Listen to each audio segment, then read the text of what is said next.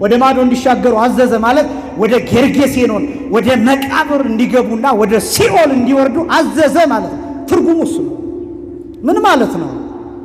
እኔ ነኝ አዳም ሲበድል በስጋ ሞት ላይ ሞተ ነፍስን የፈረድኩበት እኔ ነኝ።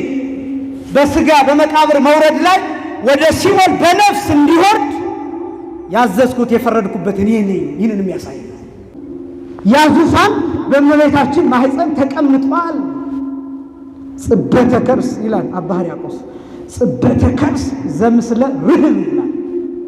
ከስፋት ጋራ ያለ የማህፀን ጥበት ይላል። በጣም የሚገርም አገላለጥ። ከስፋት ጋራ ያለ የማህፀን ጥበት ይላል። ጥበት የሚለው እንደ ማንኛውም ሴት ናት ሲል ነው። ባህሪዋ፣ ተፈጥሮዋ፣ ስጋዋ፣ አካሏ ማለት ነው። ጥበት የሚለው እሱ ነው። 3 ክንድ ከስድር ቁመት መሆን በቃ የተለየ 15 ክንድ 50 ክንድ 100 ክንድ 1000 ክንድ አለመሆን ማለት ነው። ጥበት የሚለው እሱ ነው። ስፋት ግን የሚለው እስካሁን መላእክት አንድ ዙር ያልሞሉትን ዙፋን በማህፀን መሸከም ምን አይነት ስፋት ነው? በስመ አብ ወወልድ ወመንፈስ ቅዱስ አሃዱ አምላክ አሜን። ስብሐት ለእግዚአብሔር ኪያነ ዘፈጠረ ከመ ናምልኮ። እንሰግድለት ዘንድ እናመልከው ዘንድ እንገዛለት ዘንድ እናመሰግነው ዘንድ የፈጠረን አምላካችን እግዚአብሔር የባህሪ ምስጋና ይግባው። ስብሐት ለማርያም እመአምላክ እግዝእትነ ወመድኃኒትነ። መድኃኒታችን ለምትሆን መመኪያችን ለምትሆን ለእናታችን ለንጽሕት ቅድስት ድንግል ማርያምም የጸጋ ምስጋና ለእርሷ ይሁን። ስብሐት ለመስቀለ ክርስቶስ ዕፀ መድኃኒት ኃይልነ ወፀወንነ። ኃይላችን አምባችን መጠጊያችን ጋሻችን ለሚሆን በቀራንዮ ለተተከለ መድኃኒት ለሚባል ለክርስቶስ የእንጨት መስቀልም የጸጋ ምስጋና ለእርሱ ይሁን። ክቡራን የእግዚአብሔር ልጆች፣ አባቶች፣ እናቶች፣ ወንድሞች፣ እህቶች እንዲሁም ሕፃናት ሁላችሁም በኃያሉ በልዑል እግዚአብሔር ስም እንደምን አላችሁ? እንደምን አመሻችሁ? አምላካችን እግዚአብሔር በዚህ ዕለት በዚህ ቅዱስ ስፍራ እንድንሆን ስለፈቀደልን ስሙ ለዘላለም የከበረና የተመሰገነ ይሁን። የሊቃውንት አምላክ የምስጢር ባለቤት የቅዱሳን ፈጣሪ የአባቶቻችን አምላክ እግዚአብሔር በመካከላችን ተገኝቶ ምስጢርን ጥበብን እንዲገልጽልን የእርሱ ቅዱስ ፈቃድ ይሆነልን። ሳምንት ዕለት መናፍስትን በቃሉ አወጣ የታመሙትንም ሁሉ ፈወሰ ከሚለው ጀምሮ ያለውን ተመልክተናል። የማቴዎስ ወንጌል ምዕራፍ 8 ቁጥር 17 ላይ ያለውን ቃል መናፍስትን በቃል ማስወጣት ማለት ምን ማለት ነው የሚሉትን ነጥቦች የተወሰኑ ነጥቦች አንስተናል።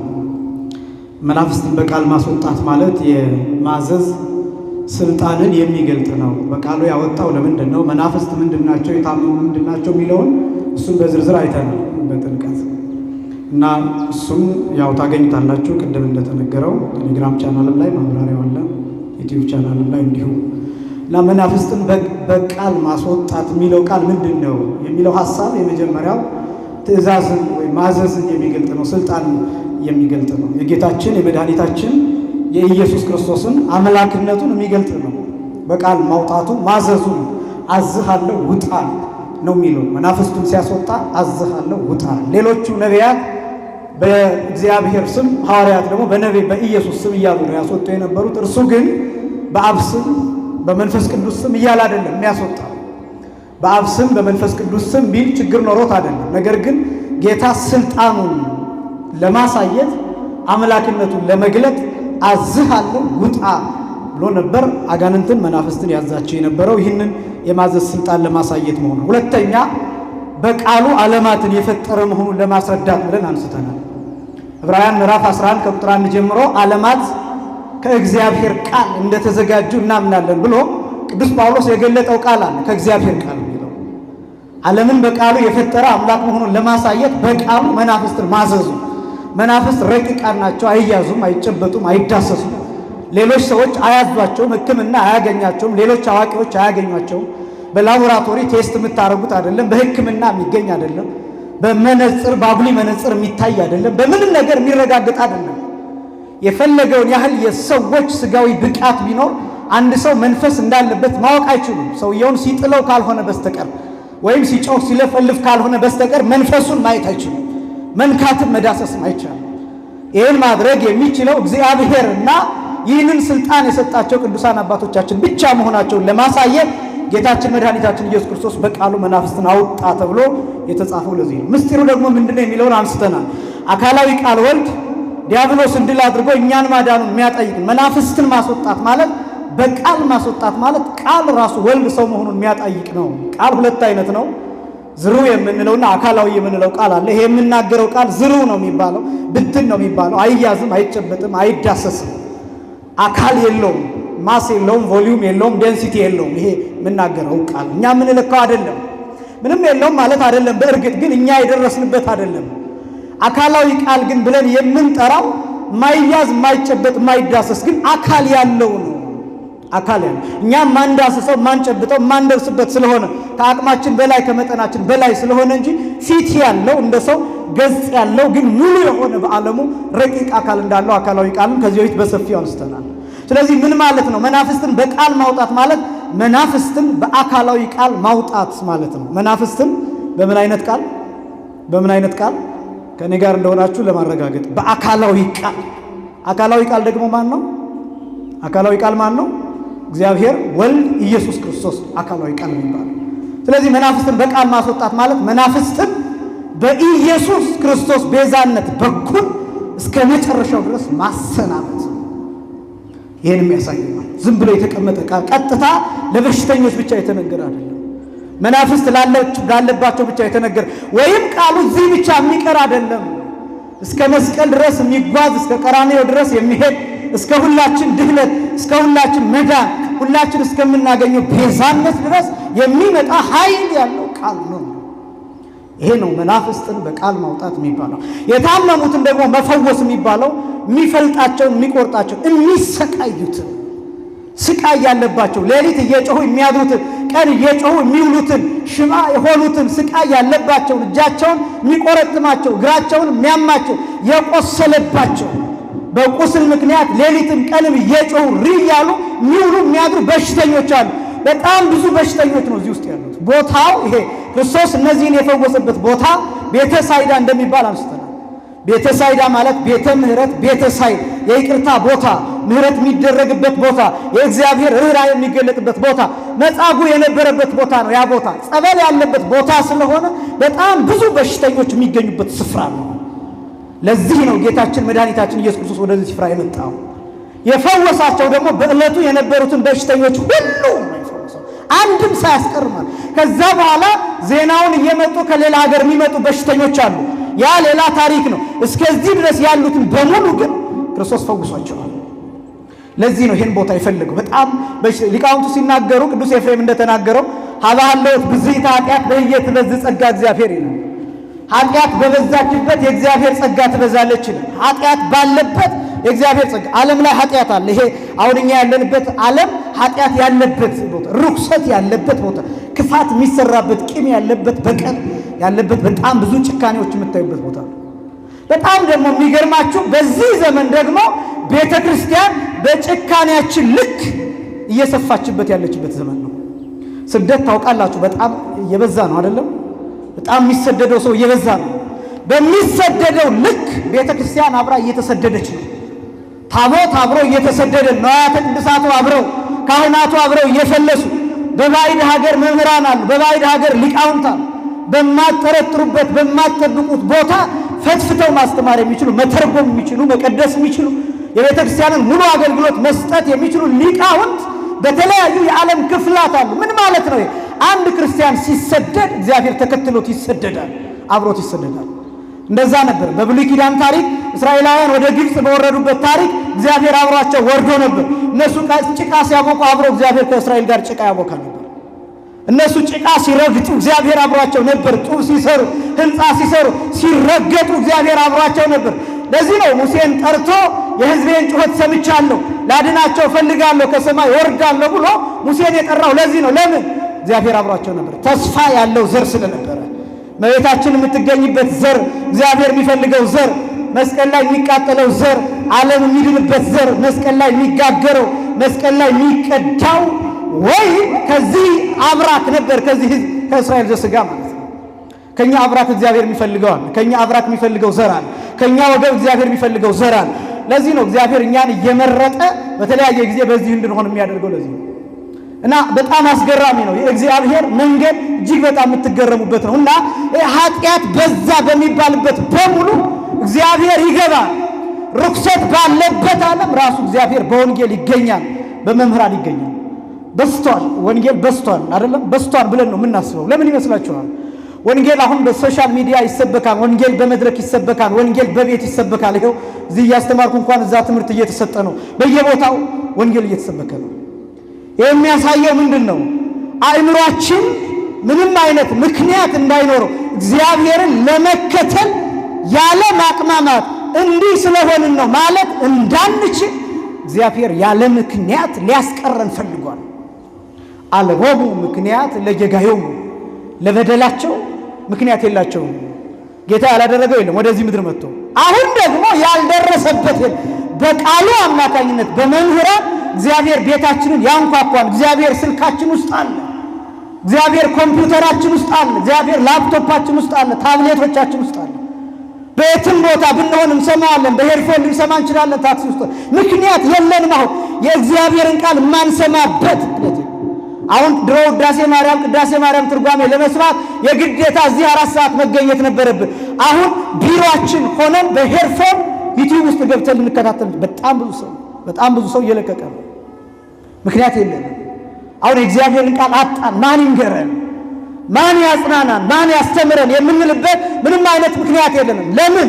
ርኩሰት በበዛበት ዓለም ውስጥ እግዚአብሔር በቃሉ አማካኝነት ገብቶ እያስተማረ የታመሙትን ሁሉ መፈወስ፣ ሕሙማን ወዳሉበት እግዚአብሔር የሚመጣው ለዚህ ነው። ሕመም ምንድን ነው? ስቃያቸው ምንድን ነው? ምሳሌው ምንድን ነው የሚለውን አንስተናል። የእነዚህ ሰዎች ስቃይ የስቃየ ሲኦል የስቃየ ገሃነም ምሳሌ ነው ብለን አንስተናል። 5500 ዘመን በብሉይ ኪዳን ነቢያት ተሰቃይተዋል፣ ተንከራተዋል። ነፍሳት ወደ ሲኦል ተጥለው በአጋንንት እግር እየተጠቀጠቁ ተሰቃይተዋል፣ ተረግጠዋል። ቀላል ነገር እንዳይመስላችሁ ያ ዘመን የመንፈስ ጨለማ የነበረበት ዘመን፣ ስነ ልቡና የሚባለው ነገር ጨለማ የነበረበት። እኔና እናንተ አሁን አእምሯችን ብሩህ ነው፣ ስነ ልቡናችን ብሩህ ነው። በጣም ብዙ ብንጨነቅ የምንጽናናባቸው ብዙ ጉዳዮች አሉ። ካህናት አሉ፣ ቅዳሴው አለ፣ ማህሌቱ አለ፣ ወንጌሉ አለ፣ ኪዳኑ አለ። ብዙ የምንጽናናባቸው ጉዳዮች አሉ። እንደው እዚህ እንኳን ሲከፋን ወደ ገዳማት እንሄዳለን፣ ወደ ተለያዩ አድባራት እንሄዳለን፣ የተለያዩ አባቶችን እናገኛለን፣ እንጎበኛለን፣ በዚህ አእምሯችንን እናድሻለን። የብሉይ ኪዳን ሰዎች ግን ልጅነት ስላልነበራቸው የሚጽናኑበት አልነበራቸው። ጽድቃቸው እንደ መርገም ጨርቅ ስለነበር ይጨነቁ ነበር። ዲያብሎስ ተቆራኝቷቸው ነው። ያ ዘመን ከባድ ዘመን ነበር። ያን ዘመን እኛ ካልኖርንበት አናውቀውም። በነገራችን ላይ ወንጌላዊ ቅዱስ ዮሐንስ ይህንን ዘመን በራእይ ተመልክቶት አልቅሷል። የሆነ መጽሐፍ አሳይቶት፣ መልአክ አሳይቶት ራእይ ዮሐንስ ምዕራፍ 5 ላይ ማለት ነው። መጽሐፉ በውጭም በውስጥም የተጻፈበት መጽሐፍ ነው እና በ7 መቆለፊያ የተቆለፈ መጽሐፍ ነው። ይህን መጽሐፍ የእግዚአብሔር መልአክ ያሳየውና ይህን መጽሐፍ እስኪ የሚፈታ ፈልግ ይለዋል። መጽሐፉ ምንድነው ብሎ ሲጠይቀው የሰው ልጅ ዕዳ በደል የተጻፈበት ነው ይለዋል። የሰው ልጅ መርገም፣ የሰው ልጅ ኃጢአት፣ የሰው ልጅ ስቃይ የተጻፈበት ነው ይላል። ቁልፉን መፍታት የሚችል ሰው የለም ይላል እና ዮሐንስ ወንጌላዊ ከመልአኩ ጋር አብሮ ፈለገ። ወደ ሰማይ ወጣ፣ የለም። ራእይ ነው። ራእዩ ደግሞ ወደ ኋላ ተመልሶ ነው ያየው፣ ከክርስቶስ በፊት ያለውን ዘመን ማለት ነው። ራእይ በባህሪው ወደ ኋላ ተመልሶ ማየት ይቻላል፣ የጊዜውን ማየት ይቻላል፣ የሚመጣውንም ማየት ይቻላል። ራእይ እንደዛ ነው። የዮሐንስ ወንጌላዊ ራእይ ዮሐንስ የሚባለው ወደ ኋላ ተመልሶ አይቷል፣ በጊዜው የነበረውን አይቷል፣ ወደፊት ያለውን ደግሞ ተመልክቷል። እና ይሄ ወደ ኋላ የታየ ራእይ ነው። እና ወደ ኋላ ሲመለከት ይሄ ቁልፍ ምንድነው ሲለው መርገመ ሥጋ መርገመ ነፍስ ነው፣ ማንም መፍታት አይችልም። እና ዮሐንስ ወንጌላዊ ከመልአኩ ጋር ወደ ሰማይ ወጣ፣ ፈለገ፣ የለም። ከሰማይ በታች በምድር መካከል ፈለገ፣ ከመሬት በታች ወረደ፣ ፈለገ። መጽሐፉን ሊፈታ የሚችል አንዳች ኃይል ያለው አቅም ያለው አልተገኘም። እና ዮሐንስ ወንጌላዊ አለቀስኩ ይላል። አለቀስኩ፣ ይሄ መጽሐፍ ካልተፈታ፣ ቁልፉ ካልተፈታ፣ ማኅተሙ ካልተፈታ፣ መጽሐፉ ካልተገለጠ ዕዳችን ፍዳችን ሊፋቅ አይችልም። በሲኦል ውስጥ ነው የምንኖረው ብዬ አለቀስኩ ይላል። በጣም ከባድ ነው ያ ዘመን ሲታሰብ፣ በጣም ከባድ ነው። ተመልሶ አይቶታል። በኋላ ላይ አሳየው። በሽማግሎች መካከል የነበረ ወጉ ጎኑ እንደተወጋ የሆነ ደም የሚፈሰው እንደታረደ በግ የሆነ ክርስቶስ እርሱ ሊፈታው እንደሚችለው እርሱ ተቀብሎ መጽሐፉን አየው ይላል። እነሆ የታረደው በግ መጽሐፉን ሊፈታ ይገባዋል። ያን ጊዜ መላእክት ሁሉ የመላእክት ሁሉ ጭንቀት ነበር። ይሄ ማን ነው የሚፈታው? መጽሐፉ ማን ነው የሚፈታው? ይህን ያህል ያስጨንቅ ነበር። እነ ሙሴን ያስጨንቃቸው፣ እነ ኢሳይያስን ያስጨንቃቸው የነበረው ይሄ ጉዳይ ነበር። ያ ስቃይ ተብሎ ይጠራል። ከዛ ስቃይ ሊያድነን እንደመጣ የሚያሳይ ነው። ክብር ለስሙ ይሁን። ክፍል 5 ላይ የማቴዎስ ወንጌል ምዕራፍ 8 ቁጥር 18 ኢየሱስም ብዙ ሰዎች ሲከቡት አይቶ ወደ ማዶ እንዲሻገሩ አዘዘ ይላል። የማቴዎስ ወንጌል ምዕራፍ 8 ቁጥር 18 ላይ የከበቡት ሰዎች ምንድናቸው የሚለውን ሐሳብ እሱን ላሳያችሁና ወደሚቀጥለው ነው። ኢየሱስም ብዙ ሰዎች ሲከቡት አይቶ ወደ ማዶ እንዲሻገሩ አዘዘ ይላል። አሁን ይሄን ተርም በተርም ብናየው ቃል በቃል እያነሳን ብንመለከተው ብዙ ሰዎች ይላል። ከዛ ሲከቡት ይላል፣ ወደ ማዶ ይላል፣ ከዛ እንዲሻገሩ አዘዘ ይላል። ምንድን ነው ብዙ ሰዎች የከበቡት? ለምንድን ነው? ብዙ ሰዎች እነማን ናቸው? አሁን ያደረጋቸው ተአምራት ብዙ ናቸው። ድውያንን በሙሉ ፈውሷል። ለምጻሙን ፈውሷል። የመቶ አለቃው ልጅ በቃል ብቻ ፈውሷል። የጴጥሮስን አማት እጇን ብቻ ዳሶ ፈውሷል። በጣም ብዙ ህመምተኞች መጥተው ፈውሷል። በጣም ብዙ መናፍስት ያደረባቸውን ሰዎች መናፍስትን በቃሉ ይሄ አስገራሚ ነው። ስለዚህ ብዙ ሰዎች ተከትለውታል። የተከተሉት ተአምራቱን አይተው ብቻ አይደለም። እንዲህ ይላል መቅደመ ወንጌል ላይ የከበቡት ሰዎች መልኩን ማየት የሚፈልጉትን ሲገልጽ እስመ መብዝህተ ዓለም ዘይተልው ወለመድን ይላል። ኮኑ ይፈቅዱ ይርአዩ ብርሃነ አብይ ወሰነ ብርሃ ዘይወፅእ ገጹ ይላል። ፊቱን ማየት ይፈልጋሉ ይላል። በጣም ብዙዎች የተከተሉት ፊቱን ማየት ፈልገው ነው። የጌታን ፊት ማለት ነው። ለምንድን ነው ፊቱን ማየት የፈለጉት የሚለውን ምክንያት ሲገልጽ ከፊቱ የሚወጣ ትልቅ ብርሃን ነበር፣ ያበራ ነበር ፊቱ ይላል።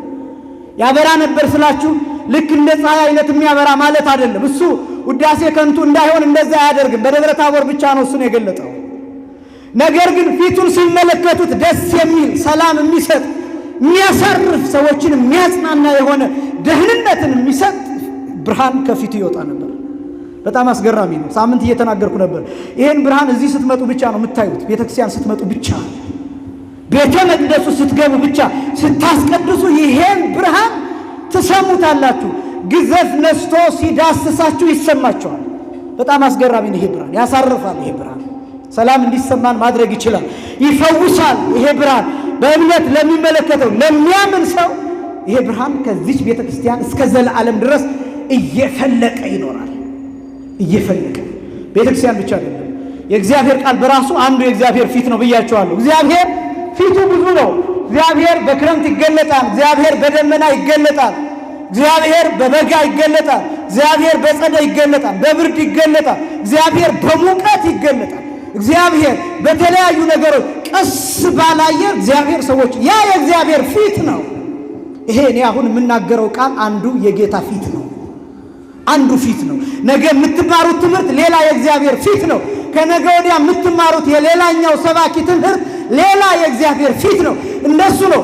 መምህራን እልፍ አእላፍ ነው እዚህ መድረክ ላይ ይቆማሉ፣ የተለያየ ነገር ይናገራሉ። በየቀን ራሱ መምህሩ በተለያየ ጊዜ እየቆመ የተለያየ ነገር ይናገራል። ያ የእግዚአብሔር ፊት ነው። ይሄ ከመላእክት ጋር አንድ የሚያደርገን ነው።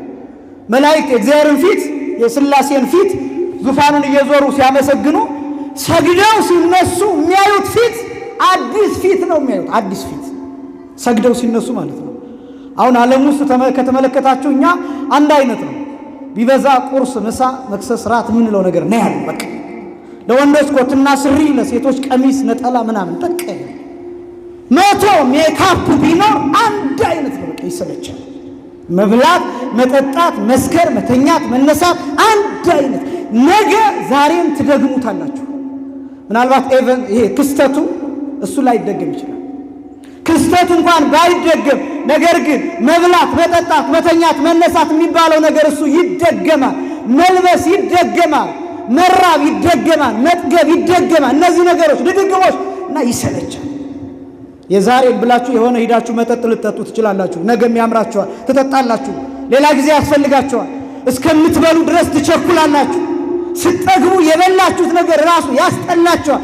በሚገርም ሁኔታ በጣም ጠግባችሁ የሚበላ ሰው ራሱ ሊያስጠላችሁ ይችላል። በቃ እንደዚህ ነው ዓለም፣ እንደዛ ነው።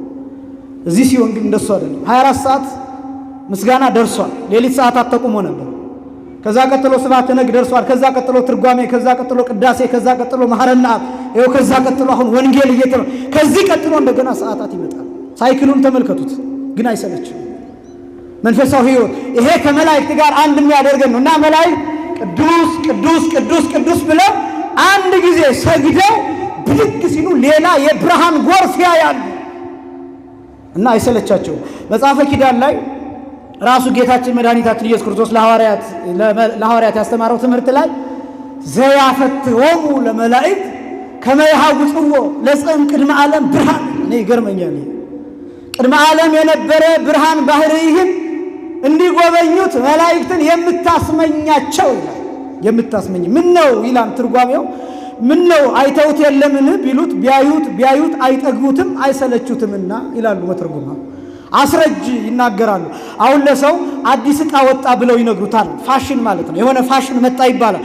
ሰው ያንን ፋሽን ልብስ ከሆነ ሊለብሰው ይቸኩላል። የሆነ 2 ቀን 3 ቀን ከለበሰው በኋላ ግን ያስጠላዋል። ለሰው አዲስ ዕቃ ወጣ ብለው ይነግሩታል። እስኪያየው ድረስ ይቸኩላል። ካየው በኋላ ግን ይሰለቸዋል። እሱን ግን ቢያዩት አይጠግቡትም አይሰለቹትምና ይላሉ ተርጉማ። ይቀጥሉና እንዲህ ይላሉ። ወኢይመስሎሙ ለመላእክት ከመ ዘቀደስዎ መጠነ መንፈቃ ለአሐቲ ሰዓት እምአመ ተፈጥረ ዓለም እስከኔሁ። ዓለም ከተፈጠረ ጀምሮ እነርሱ ከተፈጠሩ ጀምረው ምስጋና ከጀመሩበት ጊዜ ጀምሮ እስከ ዛሬ ድረስ አመስግነው አንዱን ደቂቃ ለ4 ከፍለው እርቦውን ያህል እንኳን ያመሰገኑት ያህል አይመስላቸውም፣ አይሰለቹም። ሲነሱ አዲስ ፊት ያሉ፣ ዙፋኑ ሌላ አዲስ እግር እየዞሩ ነው የሚያመሰግኑት። ሰግደው ሲነሱ ሌላ ፊት፣ ሌላ ብርሃን፣ ሌላ ቀለም፣ ሌላ ኃይል፣ ሌላ መዓዛ፣ ሌላ ጣዕም ይመለከታሉ እና አይሰለቹም። ከመላእክት ጋር አንድ የሚያደርገን እሱ ነው። ስለዚህ ጌታችን የመድኃኒታችን የኢየሱስ ክርስቶስ ብርሃን ከዛ የተነሳ የሚወጣ ነው፣ ክብሩን የሚገልጥ ነው። ይሄን ለማየት የሚመጡ ሰዎች ናቸው የከበቡት ነው። ብዙዎች ከበቡት የሚለው ይሄ ብቻ አይደለም። ተአምራት የሚፈልጉ፣ መፈወስ የሚፈልጉ፣ መዳን የሚፈልጉ፣ የኦሪትን መፍረስ የወንጌልን መታነጽ የሚፈልጉ ለስለላም ጭምር የመጡ ሰዎች አሉ። ብዙዎች ከበቡት የተባሉት ለዚህ ነው። ከዛ ብዙዎች ሲከቡት ጌታ እንዲህ ብሎ አዘዘ፣ ወደ ማዶ እንዲሻገሩ አዘዘ ይላል። ወደ ማዶ እንዲሻገሩ አዘዘ። ይሄ ማዶ ተብሎ የተጠራው ጌርጌሴኖን የሚባል ቦታ ነው። ይሄ ጌርጌሴኖን የሚባለው ቦታ እንመጣበታለን። የአጋንንት መንደር ነው። አጋንንት የሚበዙበት ቦታ ነው። መቃብር ያለበት ስፍራ ነው። ሰዎች የሚቀበሩበት ቦታ ነው። ይሄ ደግሞ የሚያሳየው በብሉይ ኪዳን ዲያብሎስ ስጋን በመቃብር እያፈረሰ እያበሰበሰ ይኖር እንደነበረ የሚያሳይ፣ ነፍሳትን ደግሞ በሲኦል ተቆራኝቶ ይኖር እንደነበረ የሚያሳይም ጭምር ነው እና መቃብር ስፍራ እጅግ በጣም አስፈሪ ነው። በብሉይ ኪዳን በመቃብር ስፍራ አካባቢ ብቻ መገኘት የማይታሰብ ነገር ነው። በጣም ከባድ ነው። ስለዚህ አጋንንት እጅግ በጣም ወደፊት የሚገልጠው ቁጥር 28 ላይ እጅግ በጣም ሰውን የሚጎዱ ሰዎች፣ በድንጋይ የሚማቱ የሚደበድቡ 2 ሰዎች አጋንንት ያደሩባቸው ሰዎች እንደነበሩ ወንጌሉ ይገልጣል። ወደፊት እናየዋለን። እነዚህ ሰዎች የከበቡት በትንቢት መነጽርነት የተመለከቱት ነቢያት በትንቢት በተስፋ በሱባኤ እንደከበቡት የሚያሳይ የብሉይ ኪዳኖችንም ጭምር ማለት ነው። እነዚህን ወደ ማዶ እንዲሻገሩ ማዘዝ ማለት ወደ ሲኦል እንዲገቡ ማዘዝ ማለት ነው። በእርግጥ ይሄኛው ትንሽ ከበድ ሊላችሁ ይችላል። ምን ማለት ነው? በሌላ አባባል ይሄም አምላክነቱን ይገልጣል። እኔ ነኝ ሲል ነው። ወደ ማዶ እንዲሻገሩ አዘዘ ማለት ወደ ጌርጌሴኖን ወደ መቃብር እንዲገቡና ወደ ሲኦል እንዲወርዱ አዘዘ ማለት ነው። ትርጉሙ እሱ ነው። ምን ማለት ነው? እኔ ነኝ አዳም ሲበድል በስጋ ሞት ላይ ሞተ ነፍስን የፈረድኩበት እኔ ነኝ። በስጋ በመቃብር መውረድ ላይ ወደ ሲኦል በነፍስ እንዲወርድ ያዘዝኩት የፈረድኩበት እኔ ነኝ። ይህንን የሚያሳይ ነው። ጌርጌሴኖን ሲኦል ነው። ጌርጌሴኖን መቃብር ነው። ጌርጌሴኖን ገሃነመ እሳት ምሳሌ ነው። የመከራ ምሳሌ፣ የፍርድ ምሳሌ። ወደ ማዶ እንዲሻገሩ ማዘዝ ማለት ወደ ሲኦል እንዲገቡ፣ አንተ መሬት ነህ ወደ መሬትም ትመለሳለህ ብሎ የሞትን እንዲሞት የፈረደበት እርሱ ራሱ እግዚአብሔር ወልድ ነው። አሁን ያን ፍርድ ሊሸከምለት ነው የመጣው። ይህን ፍርድ ሊሸከምለት ሞትን ትሞታለህ ብሎ የፈረደበትን ፍርድ በመስቀል ሊሸከምለት እንደመጣ ያጠይቃል። ያን ፍርዱን ነፃ እንዲያደርገው መጥቶ እርሱ ራሱ ካሳ መክፈል፣ እርቃኑን መሰቀል፣ መገረፍ ነበር። ልክ አዳም እንደሆነው ከኃጢአት ውጭ ክርስቶስ መሆን ነበረበት። ያ ነው አዳም እስከ ገባበት ጉድጓድ ድረስ ክርስቶስ መግባት ነበረበት። ይሄ ነገረ ድህነት የሚባለው ትምህርተ ድህነት የሚባለው ይሄ ትምህርት ነው። ከበድ የሚል ነው። በእርግጥ ግን ደጋግማችሁ ስትሰሙት ትረዱታላችሁ። እና ወደ ማዶ እንዲሻገሩ ያዘዘው ይህንን ነው።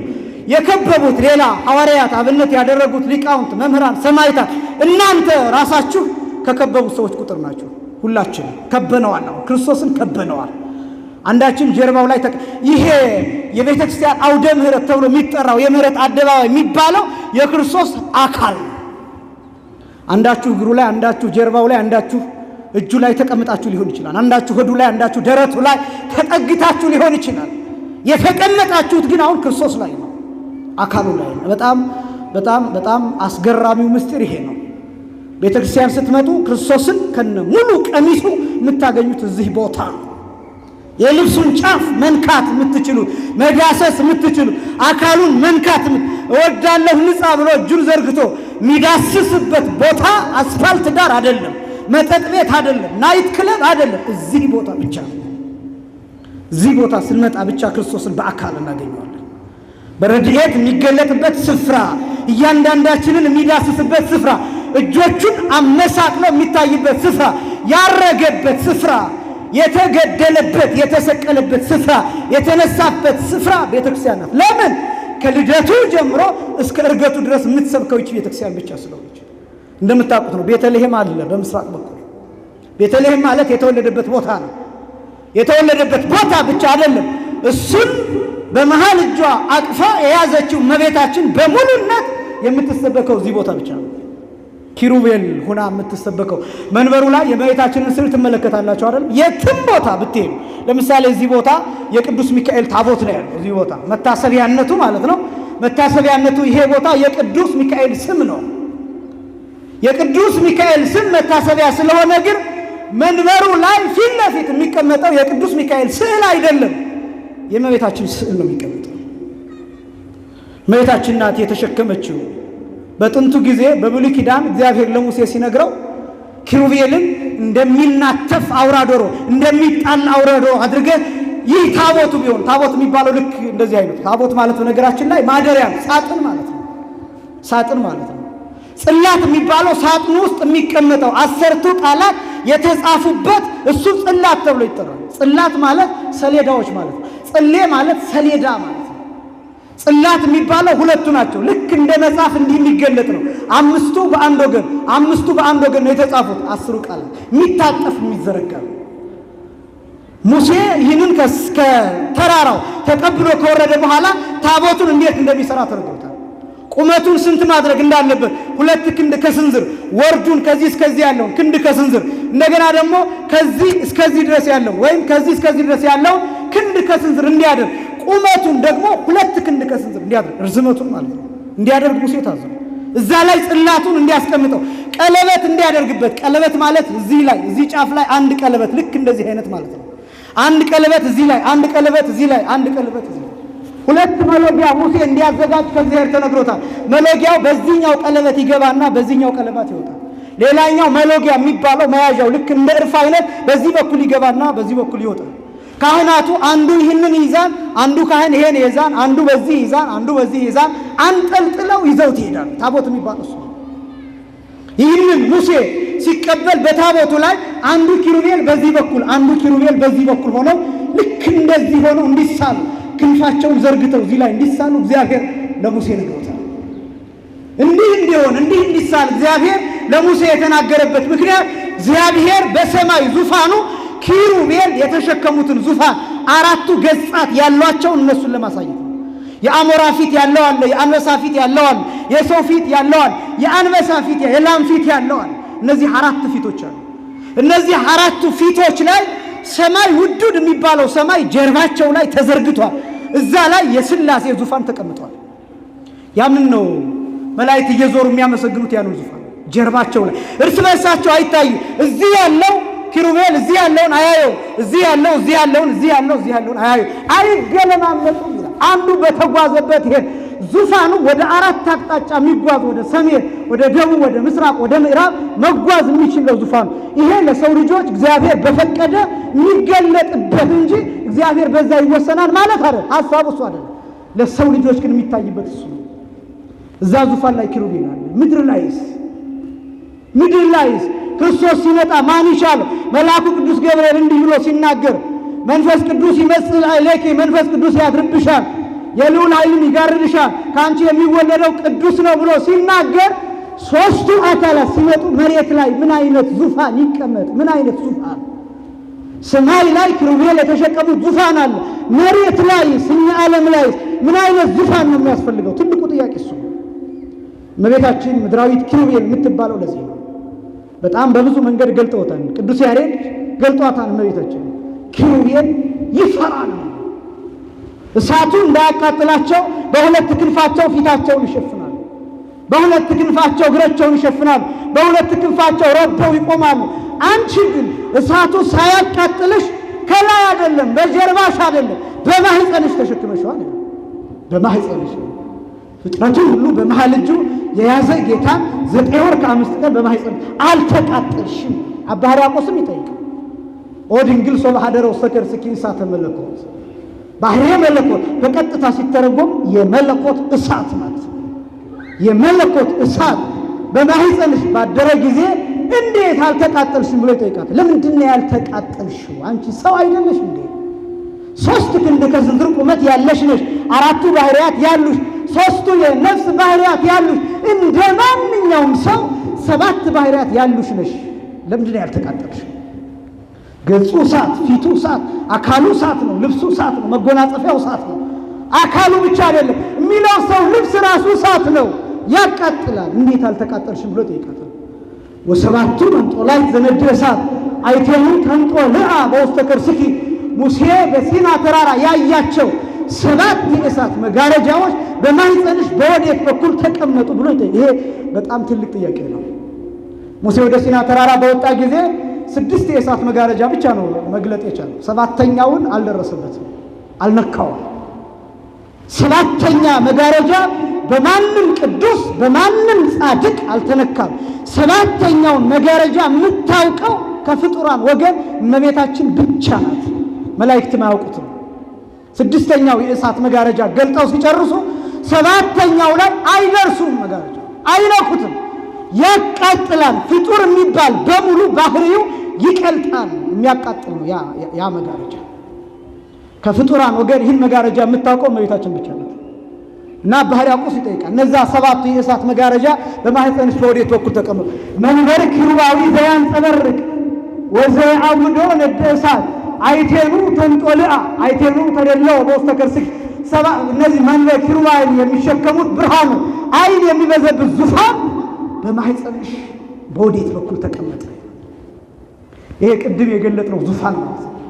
እስካሁን ድረስ መላእክት አንድ ዙር ያልሞሉት ዙፋን ማለት ትልቅነቱን እኛ መናገር አንችልም። ስለ ዙሪያው፣ ስለ ቁመቱ፣ ስለ ወርዱ እኛ መናገር አንችልም።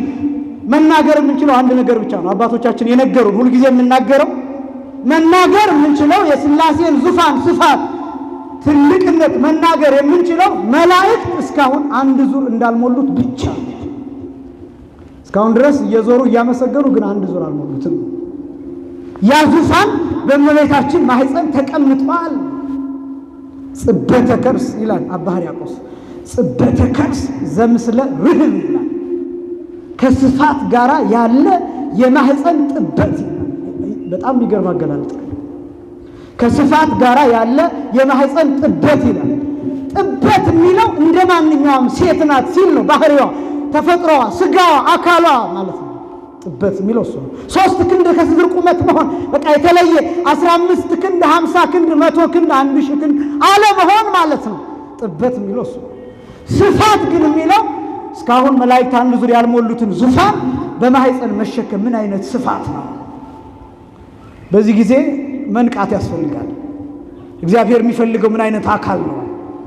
እግዚአብሔርን የሚሸከመው ሰውነት፣ አእምሮ፣ ሐሳብ፣ አመለካከት ምን አይነት ነው የሚለውን ወርድና ቁመት እንድናሰላ እንገደዳ።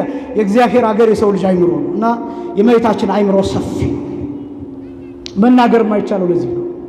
በምስጋና ብቻ የምንገልጣት በተለይ በእነዚህ በ16ቱ ቀናት ምን ጊዜ ቅድስት ቤተክርስቲያን ኦርቶዶክስ ተዋሕዶ ቤተክርስቲያን እመቤታችንን ከማመስገን ወደኋላ ብላ ባታውቅም በእነዚህ ጊዜያት ግን የእመቤታችን ብቻ መታሰቢያ ዕለታት ሆነው በመገረም በመደነቅ ስለ እመቤታችን የምንናገረው ለዚህ ነው።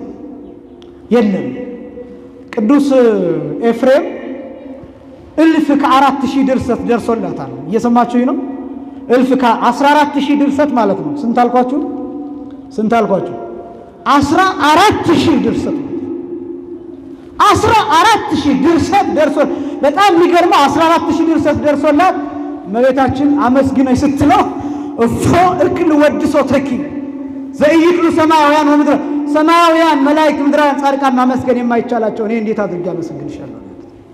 አልበቃው 14000 ድርሰት ደርሶ አልበቃው። ይበቃታን አላለም። አሁን አንድ ሰው አይታችሁ ከሆነ በመዝሙር እንኳን ሲዘመር የእመቤታችን 3 ከተዘመረ አነሰ የሚሉ ሰዎች ማነው በዛ የሚሉ ሰዎች አሉ። በዛ መዝሙር በዛ ምንድነው ስለ እመቤታችን ብቻ ምንድነው ስለ ድንግል ማርያም ብቻ የሚሉ ሰዎች አሉ። የቀድሞዎቹ አባቶቻችን ክብሯን ባወቁ መጠን የእመቤታችን ክብር ማወቅ ብቻ አይደለም የራሳቸውን አቅም ማለት ነው። በእውነት አሁን እኛ ባለንበት አቅም እንኳን እመቤታችንን እንደው የሆኑ የቀድሞ አባቶቻችን ከኛ በፊት የነበረውን ትውልድ እንኳን የመውቀስ እንኳን አቅም የለንም። ከኛ ሰብና ከኛ ማንነት አሁን ካለው ሁኔታ አንፃር ስናይ እና የእመቤታችን ክብሯ ደግሞ ከመላእክት ሁሉ በላይ ጽበተ ከርስ ዘምስለ ርግብ የሚባለው ይሄ ከስፋት ጋር ያለ የማህፀን ጽበት እና ይህንን የሚያሳይ ነው። የእመቤታችን የቅድስት ድንግል ማርያምን ማንነት የምንናገርበት የከበብንበት ትልቁ ምስጢር ይሄ ነው። ሙሉ ማንነቱ የሚነገርበት ቦታ ይሄ ስፍራ ነው። ስለዚህ እዚህ ቦታ ያለነው ጌታችን መድኃኒታችን ኢየሱስ ክርስቶስን ከበን የተቀመጥነው ማለት ነው። ፍቅሩን እንዲያሳድርብን የእሱ ቅዱስ ፈቃድ ይሁንልን። መሻገር አሁን ተሻገሩ ነው ያላቸው። ወደ ማዶ ተሻገሩ አላቸው። ወደ ጌርጌሴኖን ምንድነው መሻገር የሚለውን እሱን በተወሰነ መልኩ ላሳያችሁ። በነገራችን ላይ እንዳልኳችሁ ጌርጌሴኖን የሲኦል ምሳሌ ነው ብያችኋለሁ። የመቃብር ምሳሌ ነው። የገሃነመ እሳት ምሳሌ ነው። ወደ ማዶ እንዲሻገሩ ማለት ነው። ወደ ሲኦል እንዲገቡ፣ ወደ ገሃነመ እሳት እንዲገቡ፣ ወደ መቃብር እንዲገቡ ፈረደባቸው። እነማንን ነው የፈረደባቸው? አዳምና ልጆቹን፣ የልጅ ልጆቹን። በምን ምክንያት ፈረደባቸው? አትብሉ ያላቸውን ዕፀ በለስን በመብላታቸው ምክንያት። በዚህ ምክንያት በደል መርገም የሚባለው ለልጅ ልጆቹ ተላልፏል። ከዛ በኋላስ ራሱ ክርስቶስ ወደዚህ ቦታ ይሻገራል። ወደ ጌርጌሴኖን ይሄዳል። እኔ በጣም የሚገርመኝ የመጽሐፍ ቅዱስ ክፍል ነው። በመርከብ ይሳፈርና ጌታችን መድኃኒታችን ኢየሱስ ክርስቶስ ወደ ጌርጌሴኖን ይሄዳል። ወዴት ነው የሚሄደው? ክርስቶስ ራሱ ወደ መቃብር ሲወርድ ማለት ነው። ራሱ ክርስቶስ በአካለ ነፍስ ወደ ሲኦል ሲወርድ ማለት ነው። እኛ የገባንበት ጉድጓድ አዘቅት ውስጥ የኛ ቆሻሻ እስካለበት ድረስ ክርስቶስ መውረዱን የሚያሳይ ነው። እዛ ሂዶ ነው የሚፈውሰው። አይገርማችሁም? ባይመጣ ኖሮ ባይሻገር ኖሮ ክርስቶስ ምን ነበር ማድረግ የነበረበት? እዛው እንዳለ ሆኖ በቃል ብቻ ማዳን። አዳም ሆይ ከዛሬ ጀምሮ ድንሃል፣ ከዚህ በኋላ ወደ ገነት ግባ፣ ገነት ተከፍታልሃለች የሚለውን ቃል ብቻ መናገር ይበቃው ነበር። ነገር ግን እግዚአብሔር 3 ጠባዮች አሉት። 3 ጠባዮች አሉት። መሐሪ ነው እግዚአብሔር፣ ከሃሊ ነው እግዚአብሔር፣ ፈታሂ ነው እግዚአብሔር። መሐሪ ማለት የሚራራ የሚያዝን ማለት ነው። ከሃሊ ማለት ሁሉን ማድረግ የሚችል ማለት፣ ፈታሂ በጽድቅ ማለት በእውነት የሚፈርድ ማለት። እግዚአብሔር እነዚህን 3ቱን ነገሮች እያስታረቀ ነው ስራ የሚሰራው። አሁን እግዚአብሔር መሐሪ ነው፣ ልክ ነው። እግዚአብሔር መሐሪ ከሆነ ዝም ብሎ ቢምረን ምን ችግር አለው? ንስሐ ባንገባ፣ ንስሐ አባት ባንይዝ፣ ነፍስ አባት ባንይዝ፣ ቤተክርስቲያን ባንሄድ፣ ሰዓታት ባንቆም፣ ኪዳን ባናደር ምን ችግር አለው? ዝም ብሎ ቢምረን ብለን ልንናገር እንችላለን። ነገር ግን እግዚአብሔር መማር ስለሚችል ብቻ መፍረድ የሚችልበት እውነተኛ ጠባይ አለ። ስለዚህ ዝም ብሎ አይምረን። የኛን መምጣት ይፈልጋል። የኛን ፈቃድ ይፈልጋል። የኛን እሽታ ይፈልጋል። የኛ ፈቃድ ደግሞ የሚረጋገጠው ወደዚህ በመምጣት ነው። ሰዓታት በመቆም ነው። ንስሐ በመግባት ነው። ለአባቶቻችን በመናገር በመናዘዝ፣ ራስን በማዋረድ በማልቀስ፣ በዚህ መልክ ነው እግዚአብሔር ይቅር ይምረን። እንደው ዝም ብሎ እግዚአብሔር መሐሪ ስለሆነ ብቻ ቤታችን ተጎልተን ይምረናል የምንል ከሆነ እሱ ከእግዚአብሔር ፈታሂ በጽድቅነት ወይም የእውነት ፈራጅነቱ ጋር ይጻረራል። ስለዚህ እሱ ጥንቃቄ ያስፈልገዋል ማለት ነው። ከሃሊ ሁሉ ነው። እግዚአብሔር ሁሉን ማድረግ የሚችል ነው። ነገር ግን ሁሉን ማድረግ የሚችል ስለሆነ ብቻ እግዚአብሔር ዝም ብሎ አያደርገውም። ለምሳሌ መፍረድ ስለቻለ ብቻ ሁላችንንም ወደ ሲኦል ወደ ገሃነመ እሳት አይልከንም። ስለዚህ ምን ይፈልጋል እግዚአብሔር? ምክንያት ይፈልጋል። ምን አይነት ምክንያት?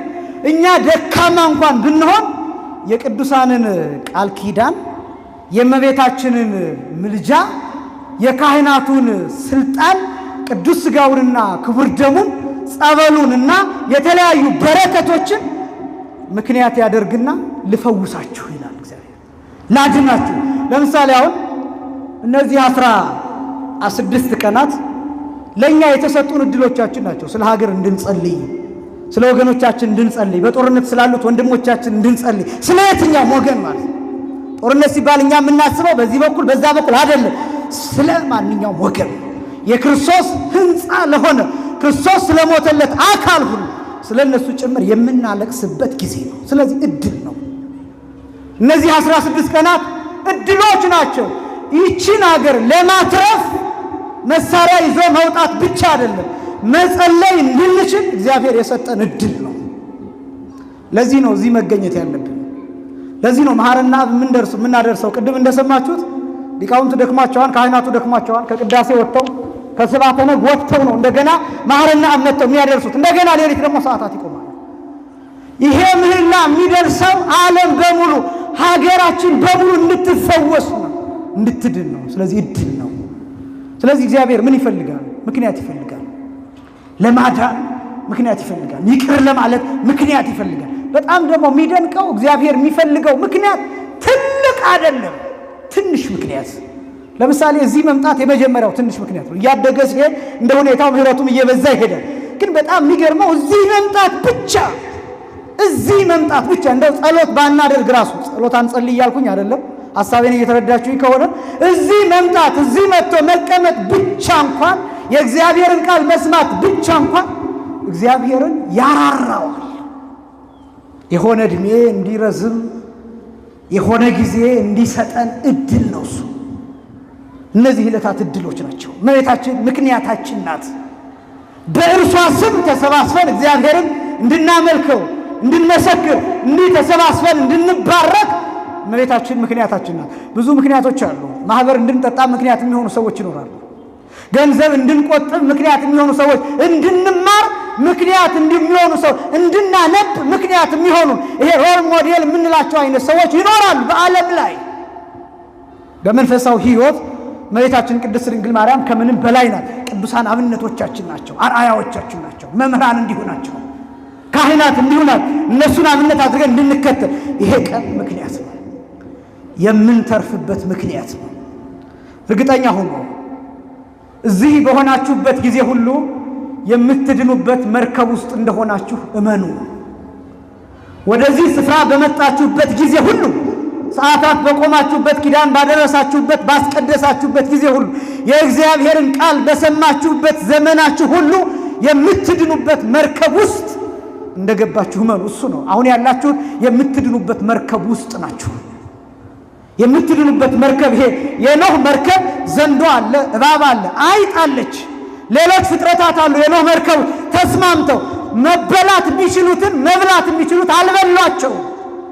ለምሳሌ ዘንዶ ርግብን ሳይውጣት አፉ ላይ እንቁላል ጥላበታለች። ታውቃላችሁ? ይሄን አፉ ላይ ዘንዶ አፍ ላይ ርግብ እንቁላል ጥላለች ይላሉ መተርጉማን።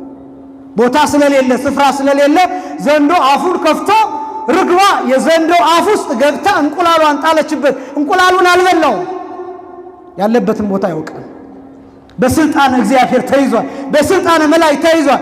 እነዛ ተስማምተው እንደኖሩ ልክ እዚህ መርከብ ላይ ስንሆን ብሔር ማንም ትዝ አይለውም። እዚህ ቋንቋ ማንም አሁን እጎናችሁ ያለው ሰው ምን አይነት ሰው የት ብሔር ምን አይነት ቋንቋ እንደሚናገር ትዝ አይላችሁ። አሁን እኔ ስነግራችሁ ብቻ ትዝ ብላችሁ ካልሆነ በስተቀር ደግሞ እንዳትጠይቁ አጠገባችሁ ያለው ሰው ምንድነው ብሔር ምናምን ብላችሁ አስቡት። ሁሉን ነገር ትረሳላችሁ። ሁሉን ነገር ረስታችሁ በምትድኑበት መርከብ ውስጥ ተስማምታችሁ ትቆያላችሁ። ማንም የሴት ሐሳብ ትዝ አይለውም። ወንድ ሆኖ ሴት ሁና የወንድ ሐሳብ ትዝ አይላት ነው። ያን ሐሳብ መርሳት፣ ከክፉ ሐሳብ መለየት ማለት ነው። ይሄ ቦታ የምንድንበት መርከብ ነው። ስለዚህ እነዚህ ምክንያቶች ናቸው እና ጌታችን መድኃኒታችን ኢየሱስ ክርስቶስ ምክንያት ይፈልጋል። ምክንያቱም ደግሞ እሱ ራሱ መጥቶ ነው የሚፈልግ በሥጋ ተገልጦ እና እስከ ሲኦል ወርዶ ነፍሳትን ጠራቸው።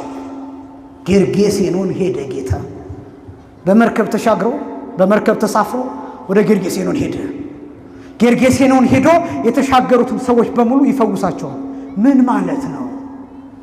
ወደ መቃብር እንዲወርዱ፣ ወደ ሲኦል ወደ ገሃነመ እሳት እንዲወርዱ ፈርዶባቸው የነበሩትን ነፍሳት ሰዎች በሙሉ እንዳዳናቸው ለማጠየቅ ነው። ክብር ምስጋና ለስም አጠራሩ ይሁን።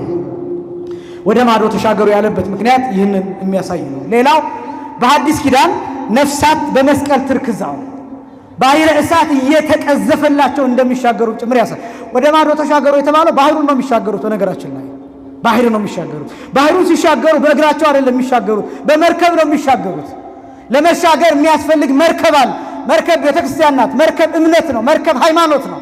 መርከብ ወንጌል ናት። መርከብ ሐዲስ ኪዳን ነው።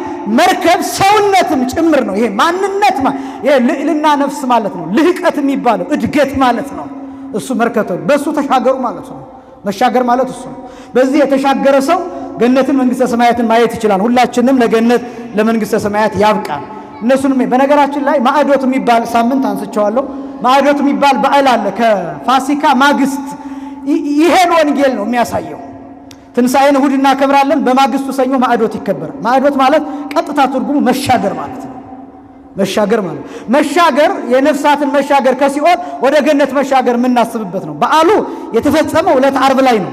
ዕለተ ዓርብ ማለት ጌታ በተሰቀለ ጊዜ በአካለ ነፍስ ወደ ሲኦል ወርዶ ነፍሳትን ወደ ገነት አሻገረ። ያኔ የተፈጸመ ነው። ነገር ግን በዓሉን አባቶቻችን ከፋፍለው ስለሚያከብሩት ከዓርብ ወደ ሰኞ እንዲሄድ ተደርጎ ሰኞ ማዕዶት ይከበራል እና ይህን ወንጌል የሚመለከት ነው።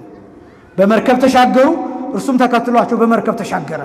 ወደ ሲኦል የገቡትን ነፍሳት እርሱም ወደ ሲኦል ገብቶ ወደ መቃብር የወረዱትን ስጋት እርሱም ወደ መቃብር ወርዶ በአካለ ስጋ ሙስና መቃብርን ማጥፋቱን የሚያሳይ ነው። ጌርጌሴኖን የሲኦል ጌርጌሴኖን የመቃብር ምሳሌ። ይሄ ብቻ ሳይሆን ሐዋርያት፣ ሰማዕታት፣ ሊቃውንት፣ መነኮሳት፣ መምህራን እናንተ ምእመናን በሙሉ ክርስቶስን አብነት አድርገን እንደተሻገረን ጭምር የሚያሳይ ነው። ሁላችንንም እንዲያሻግረን የእርሱ ቅዱስ ፈቃድ ይሆንልን። ክፍል 6 ከዚህ በኋላ ሊሻገሩ ሲሉ ወደ ማዶ ተሻገሩ ብሎ ሕዝቡን ካዘዘ በኋላ ጌታ ወደ መርከብ ከመውጣቱ በፊት አንድ ጻፊ ቀርቦ እንዲህ አለው፣ መምህር ሆይ ወደምትሄድበት ሁሉ እከተልሃለሁ አለው ይላል። አንድ ጻፊ ይላል። ጻፊ ማለት ጸሐፊ ማለት ነው። ጸሐፊ ማለት አዋቂ ማለት ነው። አዋቂ ያነበበ ፈላስፋ ማለት ነው ጸሐፊ የሚለው። በዘመኑ ጸሐፊያን የሚባሉ ሰዎች መልክዓ ፊደል የሚያውቁ ናቸው። መልክዓ ፊደል የሚያውቁ ማለት በወቅቱ የነበረውን ፊደል አሌፍ ቤት የሚለውን መጻፍ የሚችሉ ማለት ነው። መጻፍ የቻሉ ሰዎች ደግሞ ማንበብ ይችላሉ ማለት ነው። ማንበብ የሚችሉ ሰዎች ደግሞ መረዳት ይችላሉ ማለት ነው። መረዳት የቻሉ ሰዎች ደግሞ ዕውቀት አላቸው ማለት ነው። እነዚህ ሰዎች ደግሞ ዕውቀታቸው ከምን የተቀዳ ነው? ከግሪክና ከሮማ ፍልስፍና የተቀዳ ነው። የግሪክንና የሮማን ፍልስፍና በክርስቶስ ዘመን ተቆጣጥሮት የነበረው ፍልስፍና የነ አሪስቶትል ፍልስፍና፣ የነ ፕሌቶ ፍልስፍና፣ የነ ሶቅራጥስ ፍልስፍና በብዛት ተቆጣጥሮ የነበረበት ጊዜ ነው። ይሄ ብቻ አይደለም። ይሄ ዘላለማዊነት እጅግ በጣም በስፋት ይነሳ የነበረበት ዘመን ነው። ከሞት በኋላ ሕይወት አለ ወይስ የለም የሚለው በጣም ክርክር የነበረበት ዘመን ነው። እውነት ምንድን ነው የሚለው እጅግ በጣም ይፈለግ የነበረበት። ለዚህ ነው ክርስቶስን ጲላጦስ እውነት ምንድን ነው ብሎ የጠየቀው። ለዚህ ነበር። ጌታችንም ለጲላጦስ ሮማዊ ስለሆነ ጲላጦስ የተማረ ስለሆነ ፈላስፋን ጭምር ስለሆነ በመጠኑ ስለ እውነት ስለሚያውቅ ለዛ ነው ጌታ ስለ እውነት ልመሰክር ወደዚህ ዓለም መጥቻለሁ ስለዚህም ተወልጃለሁ ብሎ እውነት የምትለዋን ቃል የጠቀሰለት ጌታ አውቆ ነው። ለምን? ጲላጦስ በዚህ ፍልስፍና ተጠቂ እንደነበር ያውቃል ክርስቶስ። ጲላጦስ ደግሞ የሚፈልገው ጥያቄ ወደ እሱ መጣለት። የሚፈልገው ነጥብ እውነት ምንድን ነው ብሎ ጠየቀው። ጲላጦስ ዝም አለው ጌታ። ከዚህ በኋላ ጲላጦስ ፈራ። ጲላጦስ የፈራው ሕልም ስላየ ብቻ አይደለም፣ ለዘመናት ጥያቄ የሆነበትን ነገር ስላነሳበትም ጭምር ነው። እውነት ምንድን ነው? ዝም አለ። የመጣው ለምንድን ነው? ስለ እውነት ነው የተወለደው። ስለ እውነት ሊመሰክር ነው የመጣው። ስለዚህ ጲላጦስ ደነገጠ። በሕይወት ዘመናቸው ፈላስፎች የሚፈልጉት እውነት እርሱ ከሆነ እውነትም ይህ ሰው ራሱ ጲላጦስ የጻፈው ደብዳቤ ላይ ክርስቶስን በተመለከተ ያረጋገጣቸው ነጥቦች አሉ። ብዙ ጊዜ እንደሚያለቅስ ጽፏን ደብዳቤው ላይ ስቆ አያውቅም። ብዙ ጊዜ ያለቅሳል። ብዙ ተአምራት ያደርጋል። አይፈራም። ማንንም የሚናገራቸው ቃላት የተመረጡ ናቸው። ባለስልጣናትን አይፈራም። በጣም ብዙዎች በሩቅ ሆነው ይሳለቁበታል። ሲቀርቡ ግን ፊቱ ሲቀርቡ ይንቀጠቀጣሉ ብሎ ጲላጦስ ቃል በቃል ደብዳቤ ጽፏል። ለጢባሪዮስ ቄሳር ማለት ነው። በወቅቱ ለነበረው ለሮማ ንጉሥ ለጢባሪዮስ ቄሳር ደብዳቤ ጽፎለታል። እንዲህ ያለ ነቢይ በዚህ ቦታ ተነስቷል። ደቀ መዛሙርቱ ሐዋርያት የሚከተሉት 120 ቤተሰብ የእግዚአብሔር ልጅ ነው ይሉታል። ነገር ግን አይሁድ የሚሉት ነቢይ ነው ይሉታል። እጅግ በጣም ከባድ ሰው ነው፣ ትሁት ነው፣ መልከ መልካም ነው። እንዲህ ያለ ሰው ተነስቶ መጫሚያ የለውም፣ ብዙ ጊዜ ያለቅሳል፣ ስቆ ግን አያውቅም ብሎ ጽፎለታል። ጲላጦስ እየተገረመ ማለት ነው። እና አንተ የምትፈልገው እንዲደረግ የምትፈልገው ነገር ካለ በአስቸኳይ ትእዛዝ ይፈጸማል ብሎ ጽፎለታል። ጲላጦስ ለጢባሪዎስ ቄሳር የጻፈለት ደብዳቤ ነው። አምደ ሃይማኖት የሚል መጽሐፍ አንባችሁ የምታውቁ ከሆነ እዛ ላይ የደብዳቤው ሙሉ ቃል ኮት ተደርጎ ተቀምጧል። ሙሉ ቃል ይህን የሚያሳየው ጲላጦስ ክርስቶስን የተረዳበት መንገድ። መስቀል በደረሰ ጊዜ ደግሞ ክርስቶስ እየተገረፈ ስለ እውነት መጥቻለሁ ካለው እውነት ምንድን ነው የሚለው ጥያቄ ተገቢ ነው ማለት ነው። እውነት ምንድን ነው? ይሄ የብዙ ፈላስፎች ጥያቄ ነው። እውነት ምንድን ነው? ምገርፈው እውነትን ነው? ምሰቅለው እውነትን ነው? እውነትን ነው ወይ? መወነጅለው ማስረው እውነትን ነው ወይ? ህዝብ የሚጮህበት እውነት ላይ ነው ወይ? ጲላጦስ ይሄን ያውቃል። እውነት ላይ ብዙ ሰዎች ይጮሃሉ፣ ሐሰት ላይ አይጮህም። እንደምታውቁት ነው። አሁን በዚህ ዘመን እውነትን ማግኘት ለምሳሌ አሁን በመረጃ ቋት ባሉ ነገሮች በምንጠቀምባቸው የመረጃ መረቦች እውነትን ማግኘት ምን ያህል ከባድ እንደሆነ ሁሉም ሰበር ዜና ይላል። ሁሉም እኔ ጋር እውነተኛ መረጃ እውነተኛ ምንጭ ከታማኝ ምንጭ ምናምን ይላቸዋል። ማንን ነው የምታምኑት? በዚህ ዘመን ማንን ነው የምታምኑት? በጣም ከባድ ነው። እውነት ራሷ እየከሰረ ይህ ማለት ትጠፋለች ማለት አይደለም። የሰው ልጅ ግን እውነትን ለመቅበር እየታገለ ያ ማለት እውነት ክርስቶስን እየሰቀለ ያል በዚህ ልክ ነው ኦርቶዶክሳዊነት ዋጋ ያጣል። በተለይ ወጣቶች በደንብ እንድታስተውሉት የምፈልገው በዚህ ዘመን ኦርቶዶክስነት ዋጋ አያወጣም፣ አይሸጥም። ገበያ ላይ አውጥተህ ማተብህን እሸጣለሁ ብትል 5 ሳንቲም አያወጣልህም። እነግዳለሁ ብትል በኦርቶዶክሳዊነት ዋጋ አያወጣም። ለዚህ ነው ዓለም ዋጋ ስለማያወጣላት ነው ወሩራ መጣል የምትፈልገው። ኦርቶዶክሳዊነት ለገበያ የሚቀርባ ይሄ ትውልድ ገበያ ዳር የተቀመጠ ትውልድ ነው። ጌታ እንደገለጠው የማቴዎስ ወንጌል ምዕራፍ 11 ቁጥር 16 ላይ ይመስሉ ደቂቀ ለይነብሩ ሀበ ምስያት በገበያ ዳር የተቀመጡ ልጆችን ይመስላሉ ብሎ ይሄን ትውልድ በምን መስለዋለሁ ብሎ ያስተማረበት ትምህርት ላይ ይሄ ትውልድ በምን ሊመስል ይችላል? ሁላችንም ገበያተኞች ነን። ሁሉም ነገር ይሸጣል። እኛም አሁን የሚሸጥ ነገር አይተን አሁን ትምህርታችንን ወደ መሸጥ መተናል። ግዴታ ነው። ሁሉም ነገር ለገበያ ይቀርባል። ሰዎች እኛን መሸጥ ይፈልጋሉ። እኛ የምናስተምረውን ትምህርት መተው ቀርጸው እሱን መሸጥ ይፈልጋሉ። ስለዚህ ምንድነው እሱ? ይሄ ከሆነ ገበያ ዳር እያንዳንዱ ነገር ብር ጋር ሳንቲም ጋር የተገናኘ ነው ማለት ነው። በዚህ ምክንያት ቤተክርስቲያንን ሊሸጥ ሊደራደር ይችላል። ቅርስ መሸጥ ምናምን የመሳሰሉት ነገሮች የነበሩ አይደለም። በፊት በጆሮአችን እንሰማቸው ነበር። አሁን ቅርስ አይደለም፣ አሁን ሰው ይሸጣል። ሰው ከቅርስ በላይ ነው። ቅርስ ለሰው ታሪክ የተቀመጠ ነው። ሰው ከቅርስ በላይ ነው። ሰው ከነዋያተ ቅድሳት፣ ሰው ከጧፍ በላይ ነው። ሰው ከብራና መጽሐፍት በላይ ነው። ብራና መጽሐፍት አይደሉም አሁን የሚሸጡት። ራሱ ሰው ይሸጣል። እኔ እሸጣለሁ ባወጣሁት ዋጋ። ለዛው ኧረ ነቃ ጥበብማ ውድ መሆን አለበት ምናምን ላይባል ይችላል። ባወጣሁት ዋጋ እሸጣለሁ። ሁሉም ነገር ገበያ ዳር ተደርድሯል። በዚህ ጊዜ ደግሞ ኦርቶዶክሳዊነት ዋጋ አያወጣም። ይዛችሁ ስትወጡ አዲስ ሐሳብ አይደለም ትባላላችሁ። ያረጀ ነው የምትባሉት። ያረጀ ነው ኦርቶዶክሳዊነት፣ ያረጀ ነው። ስለዚህ ምን ይሁን? ይታደስ። ለምን? ለገበያ ይመቻል። ለገበያ እንዲመች ይታደስ ይሏቸዋል። ማደስ የሚፈልጉት ሰዎች መሸጥ ገበያቸውን ነው የሚያዩት። ሆቴል ያላቸው ሰዎች ገበያቸውን ያድሳሉ። በዚህ ሰሞን አሁን እንደምታውቁት እኛ ጾም ላይ ነው። ስለዚህ የሚጠጣላቸው ስለሌለ በዚህ ሰሞን ሆቴላቸውን ቀለም እየቀቡ ምናምን እያሻሻሉ ይቆዩና ልክ ከ16 በኋላ እኛ ሂደን ዘው እንደምንል ያውቃሉ። ስለዚህ እያበጃጁት ይቆዩናል። እና ኦርቶዶክሳዊነት ይሄ የፍልሰታ ጾም ዋጋ አያወጣም። በዓለም ላይ ነው የምላችሁ። ወደ ዓለም ስትሄዱ አይሸጥም፣ አይለወጥም።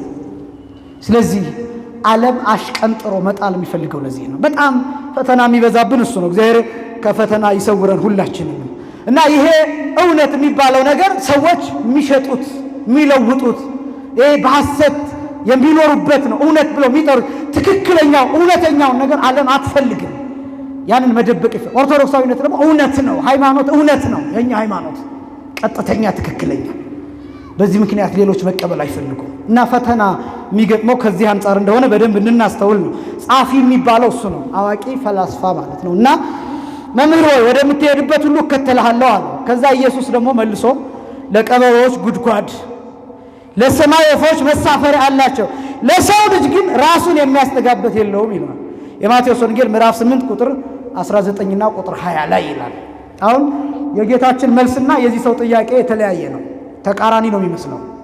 ይህ ሰውዬ በተንኮል የመጣ ሰው ነው። በተንኮል የመጣ ሰው ማለት ነው የጌታችንን ጥበብ እንደ ማንኛውም እንደ ተራ ጥበብ መስሎት መውሰድ ነው የፈለገው። ሂጄ አጠገብ ሆኜ የሚያደርገውን በደንብ ተመልክቼ ከዛ ያንን ጥበብ ይዤ እኔም ዘወር ብዬ ድውይ እየፈወስኩ ሙት እያስነሳው ለምጽ እያነጻው ገንዘብ አገኝበታለሁ ብሎ እንደ ሲሞን መሰሪ ልክ እንደዛ በተንኮል የመጣ ሰው ነው። በተንኮል የመጣ ሰው ስለሆነ ጌታችን መድኃኒታችን ኢየሱስ ክርስቶስ ለሰማይ ወፎች ጎጆ አላት፣ ለቀበሮም ጉድጓድ አለው፣ ለሰው ልጅ ግን ራሱን የሚያስጠጋበት ደሳሳ ጎጆ የለውም ይላል። ይህንን በቀላሉ ላስቀምጠው፣ ዝርዝሩን አላየውም፣ ሳምንትም ስላየ ነው። ከዛ አንጻር የሚከልሰው በነገራችን ላይ በጣም ብዙ ሰው ስላለ ሳምንት የነበረው ትንሽ ጥቂት ስለነበረ ለአብዛኛው ለመከለስና ወደፊት ተስማምቷቸው ጥሉ ካሉ እነሱን ይዞ ለመቀጠል ነው እየከለስኩት ያለሁት። ለቀበሮች ጉድጓድ አላቸው ማለት ለተንኮለኞች ጉድጓድ አላቸው፣ ወይም ጉድጓድ ቆፍረሃል ማለት ነው። ጌታ የመጣው ጉድጓድ ቆፍረህ ነው፣ ተንኮል ይዘህ ነው የመጣው። ለሰው ልጅ ደግሞ ራሱን የሚያስጠጋበት ደሳሳ ጎጆ ያለው ማለት እኔ ተንኮለኛ አይደለሁም ማለት ነው። እኔ ግልጽ ነኝ፣ እኔ ተገልጬ የምታይ ነኝ ማለት ነው።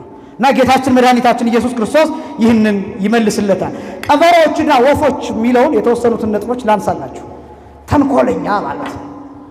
ቀበሮ ተንኮለኛ ማለት ነው። ለምሳሌ ሄሮድስን ጌታ ተንኮለኛ ሲለው ሁሉ በልጓ ለዛቲ ቁንጽል ሂዱና ያችን ቀበሮ እንዲበሏት ብሎ ወደ ሄሮድስ ልኳቸዋል። ጸሐፍት ፈሪሳውያን ቀበሮ ብሎ የጠራው ሄሮድስ ተንኮለኛ። ቀበሮ ተንኮለኛ የሚባልበት ምክንያት በጣም ተንኮለኛ ከመሆኑ የተነሳ መብላት የሚፈልጋቸውን ተዋሲያን መብላት ሲፈልግ አደን አይወጣም። ምንድነው የሚያደርገው? ጉድጓድ ይቆፍርና ጉድጓዱ ዳር እግሩን ጭራሮ አስመስሎ ይተኛል እና በጣም ክፉ ሽታ ክፉ ፈሳሽ አለው፣ አየር አለው። ያን ክፉ አየር ይለቀዋል እና ያ ሲሸት ምን አይነት ጠረን ነው የሚያመጣው? 3 ቀን ሳምንት ምናምን የሰነበተ ስጋ አለ አይደለም፣ በጣም የሚሸት የሚገማ ልክ እንደዛ አይነት ሽታ ነው የሚያመጣው። እና እነዛ ተዋሲያን ሲሸታቸው የሚመስላቸው የሞተ ነው የሚመስላቸው እና የሞተ ለመብላት ሲሄዱ እሱ እያነቀ ይበላቸዋል። ተንኮለኛ ተብሎ ከሚጠራበት ምክንያት አንዱ ይሄ ነው። ጸሐፍት ፈሪሳውያን፣ ሊቃነ ካህናት ተንኮለኞች ናቸው። ክፉ ቃል ይወጣቸው፣ ክፉ ቃል ክርስቶስን ለማሰቀል እንዲገደል ያልወጣቸው ቃል የለም፣ ያላቋቋሙት የሐሰተኛ ምስክር የለም። ክፉዎች ናቸው። እነሱም ቀበሮች፣ ወፎች ብሎ ጠርቷቸዋል። ወፍ ፈጥኖ ይበራል። አንድ ጊዜ እዚህ አይታችሁት በተወሰነ ሰዓት ሌላ ቦታ ታዩታላችሁ። ፈሪሳውያን እንደዛ ናቸው። ከቦታ ቦታ በተንኮል ይበራሉ፣ ይጓዛሉ። ተንኮለኛ እንደዛ ነው። በጣም 30ውን ነገር ይነካል። እዚህ አግኝታችሁት ሌላ ቦታ ነገር ሰርቶ ታገኙታላችሁ። እና ለመጨበጥ ለመጣላት እንኳን የሚያስቸግራቸው አይነት ሰዋል። እነሱ ወፎች ተብለው ይጠራሉ፣ ተንኮለኞች ማለት ነው። ባለስልጣናት ቀበሮች ተብለው ይጠራሉ። ባለስልጣናት ቀበሮች ናቸው። የትኛው የዓለም ባለስልጣናት ሁሉ ጊዜ የራሳቸው ጉድጓድ አላቸው። ሳምንት እንደገለጥኩት እነሱ የሚጠለሉበት ጉድጓድ አላቸው። የድሃ ልጅ ያልቃል። በቃ እንደዛ ነው። ይሄ ፖለቲካ ዓለም ጠባዩ እንደሱ ነው፣ ባህሪው እንደሱ ነው። እነሱ ጉድጓድ ውስጥ ይገባሉ፣ ሌላው ወጥቶ ይበላል፣ ሌላው እየታነቀ ይገደላል። እነሱ መጠለያ አላቸው። የእነሱ ይጠበቃል። የእነሱ ደህንነቱ አስተማማኝ ነው። ሌላው የተሰጠ ነው። ማንኛውም መጥቶ ዘግኖ አፍሶ እንደ ቆሎ የሚበላው ነው። ሌላው ባለስልጣናት እንደሱ ብሎ ነው ጌታ ይገለጣቸው። ቀበሮች ናቸው ብሎ ነው ይገለጣቸው። ሌላው በወቅቱ የነበሩ ሊቃነ ካህናት፣ ጸሐፍት ፈሪሳውያን ቅድም እንደገለጡት ቀበሮች ናቸው። ኢአማንያ የማያምኑ ሰዎች ቀበሮች ናቸው። ምንድናቸው እነሱ? ከአፉ የሚወጣ የአየር ቆሻሻ ሽታ እንዳለ ሁሉ ኢአማንያ የማያምኑ ሰዎች ከአፋቸው የሚወጣ መርዛማ ነገር አለ። እግዚአብሔር የለም ይሏቸዋል። ይሄ ክፉ ነገር ነው። ይሄ ክፉ ነው። እግዚአብሔር የለም ማለት ዓለም ሰራኢ መጋቢ የላትም ማለት ነው። ዓለም አልተፈጠረችም፣ አንተ እንዲሁ ነው የመጣው ማለት ነው። ምንም አይነት የተስፋ ማስቆረጥ ክፉ ከአፋቸው ይወጣል። ኢአማንያ ቀበሮች ተብለው ይጠራል። ይሄ ብቻ ንዋያት፣ ገንዘብ፣ ወርቅ፣ ብር ምንላቸው እነዚህ ቀበሮች፣ ወፎች ተብለው ይጠራሉ። ተንኮለኞች ናቸው። ወርቅ፣ ብር በጉድጓድ እንደሚቀመጥ ቀበሮ ጉድጓድ እንደሚቆፍር ወርቅ ብርም ጉድጓድ ውስጥ ይቀበራል። ጉድጓድ ማለት ግድ የመሬት ጉድጓድ አይደለም፣ በልብ ጉድጓድ ውስጥ ይቀመጣል። ባንክ ቤት በጣም ብዙ ገንዘብ ያለው ሰው ያንን ገንዘብ ስለዛ ገንዘብ ያስባል። በጣም ብዙ ገንዘብ ቤቱ ያስቀመጠው ሰው ስለዛ ገንዘብ ያስባል። ሌባ ቢመጣስ ቢሰርቀኝስ ቢወስድብኝስ ይጨነቃል። እግዚአብሔርን ማሰብ ያቅተዋል፣ መቁረብ ያቅተዋል። እንዴት አድርጌ እንዴት ሆኜ ይላል። የገንዘብ ፍቅር ከባድ ነው። እሱ ጉድጓድ ተብሎ ቀበሮ ተብሎ ይጠራል። አጋንንት ቀበሮች ተብለው ይጠራሉ፣ ወፎች ተብለው ይጠራሉ። ሳምንት ይህንን ገልጨዋለሁ። እነዚህ ሁሉ ጉድጓድና መጠለያ አላቸው ይላል ጌታ፣ ማደሪያ አላቸው። እኔ ግን ማደሪያ የለኝም ማለቱ ነው። በጣም የሚያሳዝነኝ የጌታ ቃል ነው። ምን ማለት ነው? ለቀበሮች ጉድጓድ አላቸው ማለት ለእነዚህ ሁሉ ማደሪያ አላቸው ማለት ነው። እነዚህ ሁሉ ተከታይ አላቸው። ተከታይ አሁን በዚህ ዘመን ካያችሁ ይሄ ተከታይ የሚባል ነገር እጅግ በጣም ከባድ ነው። ሰው አሁን ዝም ብሎ ከመሬት ተነስቶ ተከታይ አለው። እንደምታዩት ኢንስታግራም ላይ ፌስቡክ ላይ ምናምን 1 ሚሊዮን ተከታይ ሲኖራችሁ እንኳን ደስ አላችሁ ምናምን እየተባለ እንደ ትልቅ ነገር ሲበሰር ትሰማላችሁ። ምን ማለት ነው? ይሄ የሰው ልጆች በተከታይነትና በአስከታይነት የሚያምኑበት ዓለማዊ ጠባይ፣ ወቅታዊ ጠባይ እጅግ በጣም አደገኛ ነው። ሰዎች ተከታይ እንዲኖራቸው ብለው ጳጳስ ይሳደባሉ፣ ንጉሥ ይሳደባሉ፣ ሀገር ይሳደባሉ፣ ሐሰተኛ መረጃ ያሰራጫሉ። ተከታይ እንዲኖራቸው ብለው መጥፎ ነገሮችን ያስቀምጣሉ። ተከታይ እነዚህ ሰዎች ደግሞ አይገርማችሁም? ተከታይ አላቸው። ወንጌል ተከታይ የለውም በዚህ ዘመን። ከባድ ትምህርት ተከታይ የለውም። ምስጢር ተከታይ፣ ቅኔ ትርጓሜ ተከታይ የለውም። ቀልድ ተከታይ አለው። በጣም ብዙ ቀልደኞች፣ በጣም ብዙ ኮሜዲያን ተከፋዮች ናቸው። ዘፋኞች ተከፋዮች ናቸው። ብዙ ተከታይ አላቸው። ገንዘቡን ፈልጌው አይደለም፣ እንደነሱ ብዙ ገንዘብ መስራት ፈልጌ አይደለም፣ እሱን አይደለም እያልኳቸው ያለው። የተከታይ ቁጥር ግን ምን ላይ መሰረት እንደሚያደርግ በጣም ብዙ ተሳዳቢዎች አሁን ተከታይ አላቸው። ጨዋ ከሆናችሁ ተከታይ አይኖራችሁ እና ምን ማለቱ ነው ጌታ? አጋንንት ተከታይ አላቸው። ጸሐፍት ፈሪሳውያን ተከታይ አላቸው። በቀራንዮ አደባባይ ላይ ይሰቀል ይሰቀል ይወገድ ይወገድ ብለው በብዙ ድምፅ የሚደግፏቸው ተከታይ አላቸው። ክርስቶስ ግን መስቀል ላይ ሲሰቀል ከመቤታችንና ከዮሐንስ ወልደ ነጎድጓድ ውጪ መስቀል ስም ማንም አልነበረ፣ ተከታይ አልነበረው። ለሰው ልጅ ራሱን የሚያስጠጋበት ደሳሳ ጎጆ የለውም ማለት ማደሪያ የለውም ማለት ነው። ማደሪያ የለውም ማለት ነው። የሚበቃው ሰውነት፣ የሚያድርበት ሰውነት፣ ንጹህ ሰውነት፣ ቅዱስ ሰውነት፣ የሚቀበለው ሰውነት፣ የሚያምነው ሰውነት፣ የሚያምነው ማንነት፣ በሙሉ ማንነቱ የሚቀበለው አካል የለውም። አእምሮ የለም። ይሄ ጻፊ ገንዘብ ፍለጋ የመጣ ነው። ልከተልህ ያለው አውቆ ነው። በየት በኩል አድርብሃለሁ ወዳጄ? እንዴት ብዬ አድርብሃለሁ? ዲያብሎስ እኮ አድሮብሃል። የገንዘብ ፍቅር እኮ አውሮሃል። የገንዘብ ፍቅር እኮ ተቆጣጥሮሃል። አእምሮ ውስጥ ጥቂት እንኳን ለኔ የሚሆን ቦታ የለም። በየት በኩል አድራለሁ? ጠማማ ጎጆ እንኳን በልብ ውስጥ የለኝም። ለኔ ስፍራ አልሰጠኸኝም። በየት በኩል አድርብሃለሁ ሲለው ነው ጌታ። በየት በኩል ይደርብን? በየት በኩል ምን ሰክር ከሆነ ምናመነዝር ከሆነ ቂም ካለ በቀል ካለ ክፋት ካለ ጭካኔ ካለ እግዚአብሔር በየትኛው የልባችን ክፍል ውስጥ ሊያርፍ ይችላል? አእምሯችን በሙሉ በቂምና በበቀል ከጠቆረ፣ በመግደል መንፈስ፣ በስድብ መንፈስ ልባችን በሙሉ ከተበላሸ፣ ከጨለመ እግዚአብሔር የሚያድርበት ምን አይነት ስፍራ ሊገኝ ይችላል? ይሄ ከባድ ነው። ይሄ ከባድ ነው። ቦታ ያስፈልጋል። ምግብ ከተመገባችሁ በጣም ከጠገባችሁ ፈሳሽም ቢሆን መጠጣት አትፈልጉ። በጣም ከጠገባችሁ ቦታ ይጠፋል። እኛ ጠግበናል። ዓለማችን በክፉ ምግባር ጠግቧል፣ በኃጢአት ጠግቧል፣ በአመንዝራነት ጠግቧል። ያልተሰራ ኃጢአት የለም፣ ሞልቷል አይምሯችን። በየት በኩል እግዚአብሔር ሊያደርግ ይችላል? ያ ባይሆን ኖሮ ይሄ ጦርነት እንዴት ሊመጣ ይችላል? በወንድሞቻችን ላይ ቀስታችንን እንድናነሳ እነርሱም በወንድሞቻቸው ላይ ቀስታቸውን እንዲያነሱ ይሄ ለምን ሆነ?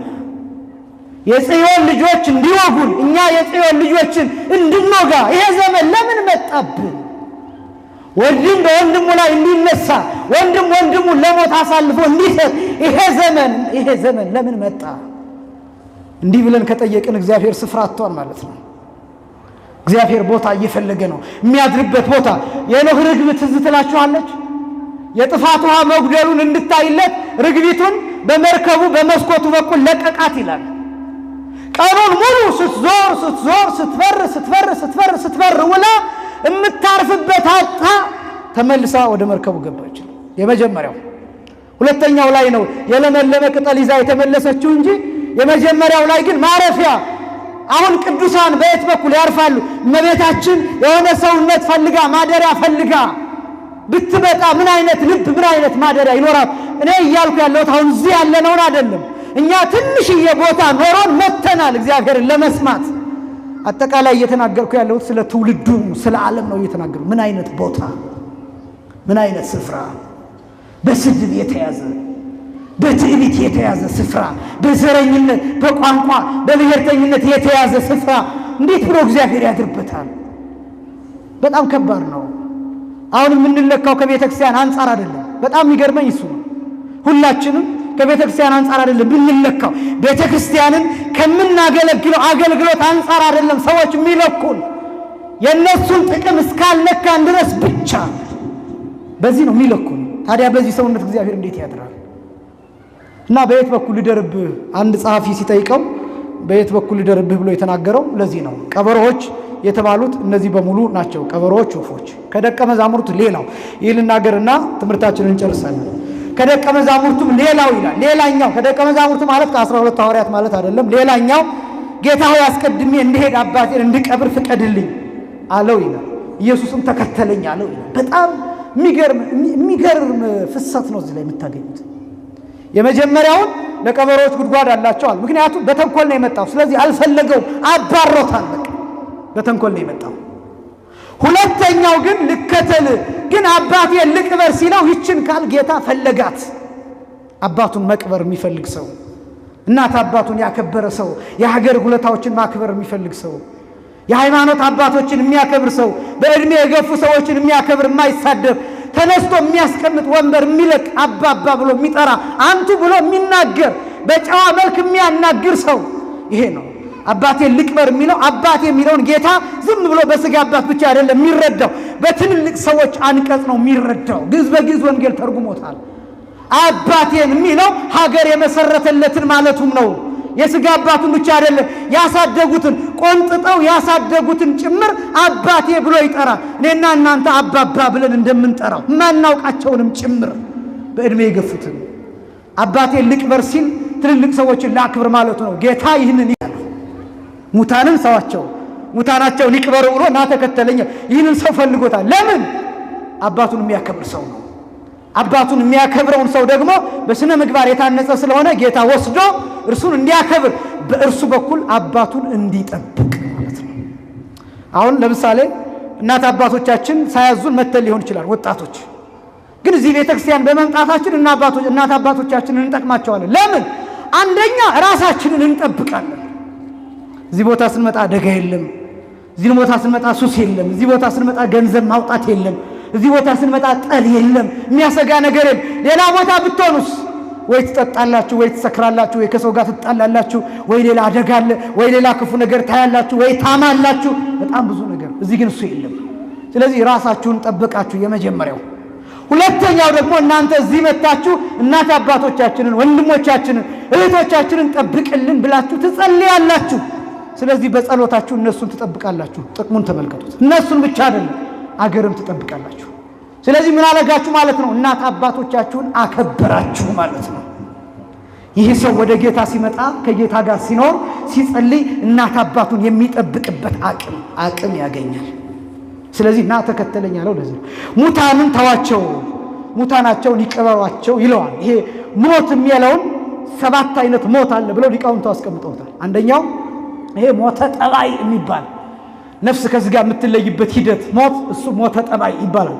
ይሄ ማለት የሚታወቀው ሞት ባናቸውም ሰው የሚሞተው ሞት ሞተ ጠባይ። ሁለተኛው ሞተ ኃጢአት፣ በኃጢአት መሞት የሚባለው ማለት ነው። እግዚአብሔር ሁላችንንም በኃጢአት ከመሞት ይሰውራል። ሞታ ለነፍስ ርሂቅም እግዚአብሔር ይላል ማር ይስሐቅ። የነፍስ ሞት ከእግዚአብሔር መራቅ ማለት ነው። አሁን የዚህ ሰሞን ሱባኤያችን ዋናው ዓላማ ህይወት ለማግኘት ነው። ህይወት ለማግኘት ምክንያቱም እዚህ ቦታ በሆነ ቁጥር ወደ እግዚአብሔር ቀረብን ማለት ነው። ከማን ጋር እየኖርን ነው ማለት ነው? ከእግዚአብሔር ጋር ማለት ነው። በቃ ከእግዚአብሔር ጋር እዚህ ስንሆን ያለው እግዚአብሔር ቴሌቪዥን የለ፣ መጥፎ ነገር አንሰማ፣ ዜና አንሰማ፣ ምንም ነገር የለም። እዚህ የመጠጥ ሽታ የለ፣ የሙዚቃ ድምፅ የለ፣ የዘፈን ድምፅ የለ፣ ጫጫታ የለ፣ ሁካታ የለ። የእግዚአብሔር ቃል ብቻ የሚነገርበት ስፍራ ነው። ከዚህ ቦታ ስንወጣ፣ ከጸሎት ስንወጣ፣ ከንስሐ ሕይወት ስንወጣ፣ ኃጢአት ስንሰራ ከእግዚአብሔር እንለይ። ያ ሞት ይባላል። የኃጢአት ሞት ይባላል። ሁለተኛው ሞት እሱ። ሶስተኛው ሞት የእርጅና ሞት የሚባለው አብርሃምና ሳራ አርጅተው በነበረበት ጊዜ የሳራ ሰውነት እንደ በድን ነበር ተብሎ ተገልጧል። ይሄ ሞት ይባላል። ምን ማለት ነው? ሰው አትተካም ነበር ሳራ። ምን ማለት ነው? የወርሃዊ ልማድ ተቋርጦባት ነበር። ያ እርጅና ሞት ተብሎ ይጠራል። አባቶቻችን እንዲህ ይላሉ። በተለይ በጣም ማርጀትን ሲገልጡ እንኳን ሞት እርጅና አለ ይላሉ። በጣም ከባድ እርጅና ሲሆን ከሞት የከፋ ነው ብለው ነው የሚገልጡት። እና እግዚአብሔር ሁላችንንም በመልካም አሟሟት እንድንሞት የእርሱ ቅዱስ ፈቃድ ይሆንልን። አራተኛው ሞተ ምንዳቤ ወጻማ የሚባል ይሄ በችግር መሞት ማለት በስንፍና ምክንያት በጣም በከባድ ችግር ውስጥ መሆን። ሞቻለሁ እኮ የለሁም የሚሉት ይሄ ሳምንት እንደጠቀስኩት ኑሮ ካሉት ምን ይሞቃን ይባላል? መቃብር ይሞቃን እንደሚባለው አይነት እሱ ሞት ሞተ ምንዳቤ ወጻማ ይባላል። ይሄ አይነት ችግር የብህትውና ችግር አለ፣ የገዳም ችግር አለ፣ የድህነትም አይደለም፣ የስንፍና ማለታችን ነው። በስንፍና ችጋራም ሆኖ የሚኖር ሰው አለ፣ በስንፍና ብቻ። ይሄ ልክ አይደለም። የስንፍና ችግር ያስጠይቃል። ስንፍና፣ ድንቁርና የሚያስጠይቅ ሁለት ከባድ ነገሮች ናቸው። ይህን ማስተዋል ያስፈልጋል። አምስተኛው ክርስትና ራሱ ሞት ይባላል ብለናል። ክርስትና ሞት ነው። በቃ ሞተ ጥምቀት ይባላል። የጥምቀት ሞት ማለት ወይም በጥምቀት መሞት ማለት ነው።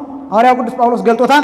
ሮሜ ምዕራፍ 6 ከቁጥር 1 ጀምሮ እስከ 5 ድረስ ቤታችሁ ስትገቡ አንቡት።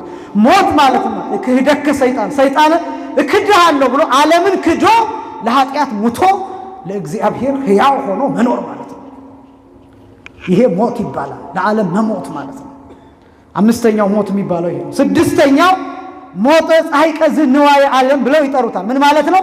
በዚህ ዓለም ፍላጎት መሞት ማለት ነው። በጣም ከባድ ነው ይሄ።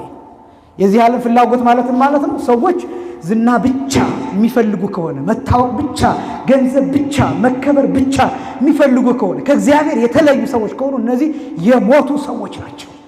በቃ አንዳንድ ሰዎች አሉ ሁሉም ነገር እንዲሞላላቸው የሚፈልጉ ሰዎች አሉ። መጥፎ እኮ አይደለም። መኪና ቢኖር ቤት ቢኖር ምናምን እነዚህ አግባብ በሆነ መንገድ ቢኖሩ መጥፎ አይደለም። የሞቱ ሰዎች አሉ ራሳቸውን ለዚህ ጥቅም ብቻ አሳልፈው የሰጡ፣ በዚህ ጉዳይ የሚመጣባቸውን ማንኛውንም ሰው የማይምሩ እናት፣ አባት፣ ሚስት ምናምን የሚባል ነገር የማይምሩ ሰዎች አሉ። እነዚህ ሰዎች ሙታን ናቸው፣ በድን ናቸው። ለዚህ ዓለም ፍላጎት ተላልፈው የተሰጡ ሰዎች ናቸው። ለስልጣን የሞቱ ለዚህ ዓለም ምኞት የሞቱ ሰዎች እነዚህ ሞተ ጻይቀ ነዋየ ዘዓለም ተብሎ ይጠራል። በፍቅረ ነዋይ መኖር ማለት ነው። የመጨረሻው በክፉ በሽታ መያዝ ማለት ነው። እግዚአብሔር ሁላችንም ከክፉ በሽታ ይጠብቃል። አንዳንድ በሽታዎች አሉ እድሜ ልክ የሚኖሩ ቤተክርስቲያን እንዳይሄዱ የሚያደርጓቸው ሰዎች አሉ። አሁን ይሄን የምናገረው እንድናስባቸው። ቤተክርስቲያን መሳለም ፍልሰታ የምትናፍቃቸው ሰዎች አሉ። ቅዳሴ የሚናፍቃቸው፣ ትርጓሜ የሚናፍቃቸው፣ ወንጌል የሚናፍቃቸው፣ ጸበል የሚናፍቃቸው፣ መስቀል የሚናፍቃቸው ሰዎች አሉ። አልጋ ላይ ያሉ ሽባ ሆነው የተቀመጡ ቤተሰብ የተጸየፋቸው የሰለቻቸው ሰዎች አሉ። ይሄ ሞት ይባላል። አሁን ይሄ ምን ይሰራልናል? ለምንድን ነው ይሄን የምትነግረን ብትሉኝ፣ እግዚአብሔር ከእንዲህ ያለ ነገር እንዲጠብቀን እንድንጸልይና እንዲህ ባለ ሁኔታ ውስጥ ያሉትን ሰዎች እንዲምራቸው፣ እኛም ደግሞ በዚህ ምክንያት እግዚአብሔርን እንድናመሰግን እሱን እንድናውቅ ነው። እነዚህን ነው ጌታ ተዋቸው፣ በፍቅረ ነዋይ የሞቱትን ሰዎች እነሱን ተዋቸውና እኔን ተከተለኝ፣ እኔን ስትከተለኝ ሕይወት ታገኛለህ፣ ሞትን ትተህ ሕይወትን ምረጥ የሚል ንግግር ያለው። ቀጣዩን ሳምንት እንመለከተዋለን። ያው ዛሬ ሱባኤም ስለሆነ ምህላም ስላለ በዛ ምክንያት ሊሆን ይችላል በዛ ያላችሁት። በእርግጥ ሳምንትም እንደዚሁ የቅዱስ ሚካኤል በዓል ነው። ምናልባት ሌላ መምህር ከተጋበዘ የመጀመሪያው እኛ ቀደም ብለን 11 ሰዓት ጀምሮ ስለምንጀምር ቀደም ብላችሁ መመታችሁ እኛ መቀጠል እንችላለን። ሁለተኛው መምህር ሲመጣ ለሁለተኛው መምህር እንለቃለን። ከዛ በኋላም አይቋረጥም። እግዚአብሔር ጤናችንን እስከሰጠንና ደህና እስከሆንን ድረስ ይሄ ጉባኤ ሐዲስ ኪዳን ተብሎ ነው የሚጠራው። ይህንን ጉባኤ እንቀጥላለን። መምጣታችሁን አታቁሙ፣ መጋበዛችሁን አታቁሙ። ጥያቄ ሲኖራችሁ ጠይቁ። ጽሁፎቹን በቴሌግራም ቻናል ስልክ ያላችሁ ተቀባበሉ፣ እሱ ላይ ማግኘት ትችላላችሁ ጽሁፎቹን። ቪዲዮውን ደግሞ ዩቲዩብ ላይ ነቃ ጥበብ ከፍ ያለው በእንግሊዝኛ የተጻፈ በአማርኛ ደግሞ ነቃ ጥበብ የሚል ፈልጋችሁ እሱ ላይ ቪዲዮ ይደርሳችኋል። ከፈለጋችሁ የሰብስክራይብ ምናምን የሚባለውን አታድርጉ። አሁን የፈለኩት ገንዘብ ሳንቲም ምናምን አይደለም። አሁን አንዳንድ ሰዎች ኔጌቲቭሊ እያሰቡት ነው ጉባኤውን ለዛ ነው የሚጠቀምበት ብለው ያሰቡ ሰዎች አሉ። እኔ እሱን ከፈለኩኝ የእናንተ መምጣት አያስፈልገኝም። ይሄ ቪዲዮ እዚህ ቆሟል፣ ዝም ብዬ ማስተማር እችላለሁ። ከዛ በኋላ መልቀቅ የፈለኩት ግን ማንንም ሰው በአካል መጥቶ እዚህ ቦታ መካኒሳ ሚካኤል ህዝብ ያለበት ቦታ ወንጌል የሚያደምጥ ያለበት ህዝብ ያለበት ቦታ ነው። መማር የሚፈልጉ ሰዎች እንዳሉ ጭምር አውቃለሁ። እነዚህን ሰዎች በእኔ አቅም እስከ ቻልኩት መጠን በእግዚአብሔር ቃል ጥማቸውን ማርካት ነው። ይሄ ብቻ አይደለም። እኔ ራሴ በዚህ ትምህርት መደሰት ነው የምፈልገው። የእኔ ዋጋ ይሄ ብቻ ነው። ይህን ለማድረግ የምትተባበሩን የምትረግፉን ሰዎች ሌሎች ጓደኞቻችሁን እየጋበዛችሁ እየመጣችሁ እንድትማሩ እናሳስባለን። አምላካችን እግዚአብሔር ጉባኤያችንን እንዲያሰፋልን ደብራችንን ካቴድራላችንን እንዲጠብቅልን የአምላካችን ቅዱስ ፈቃድ ይሆንልን። ያስተማረን የመከረን የአባቶቻችን አምላክ እግዚአብሔር ይክበር ይመስገን። የሳምንት ሰዎች ይበላል።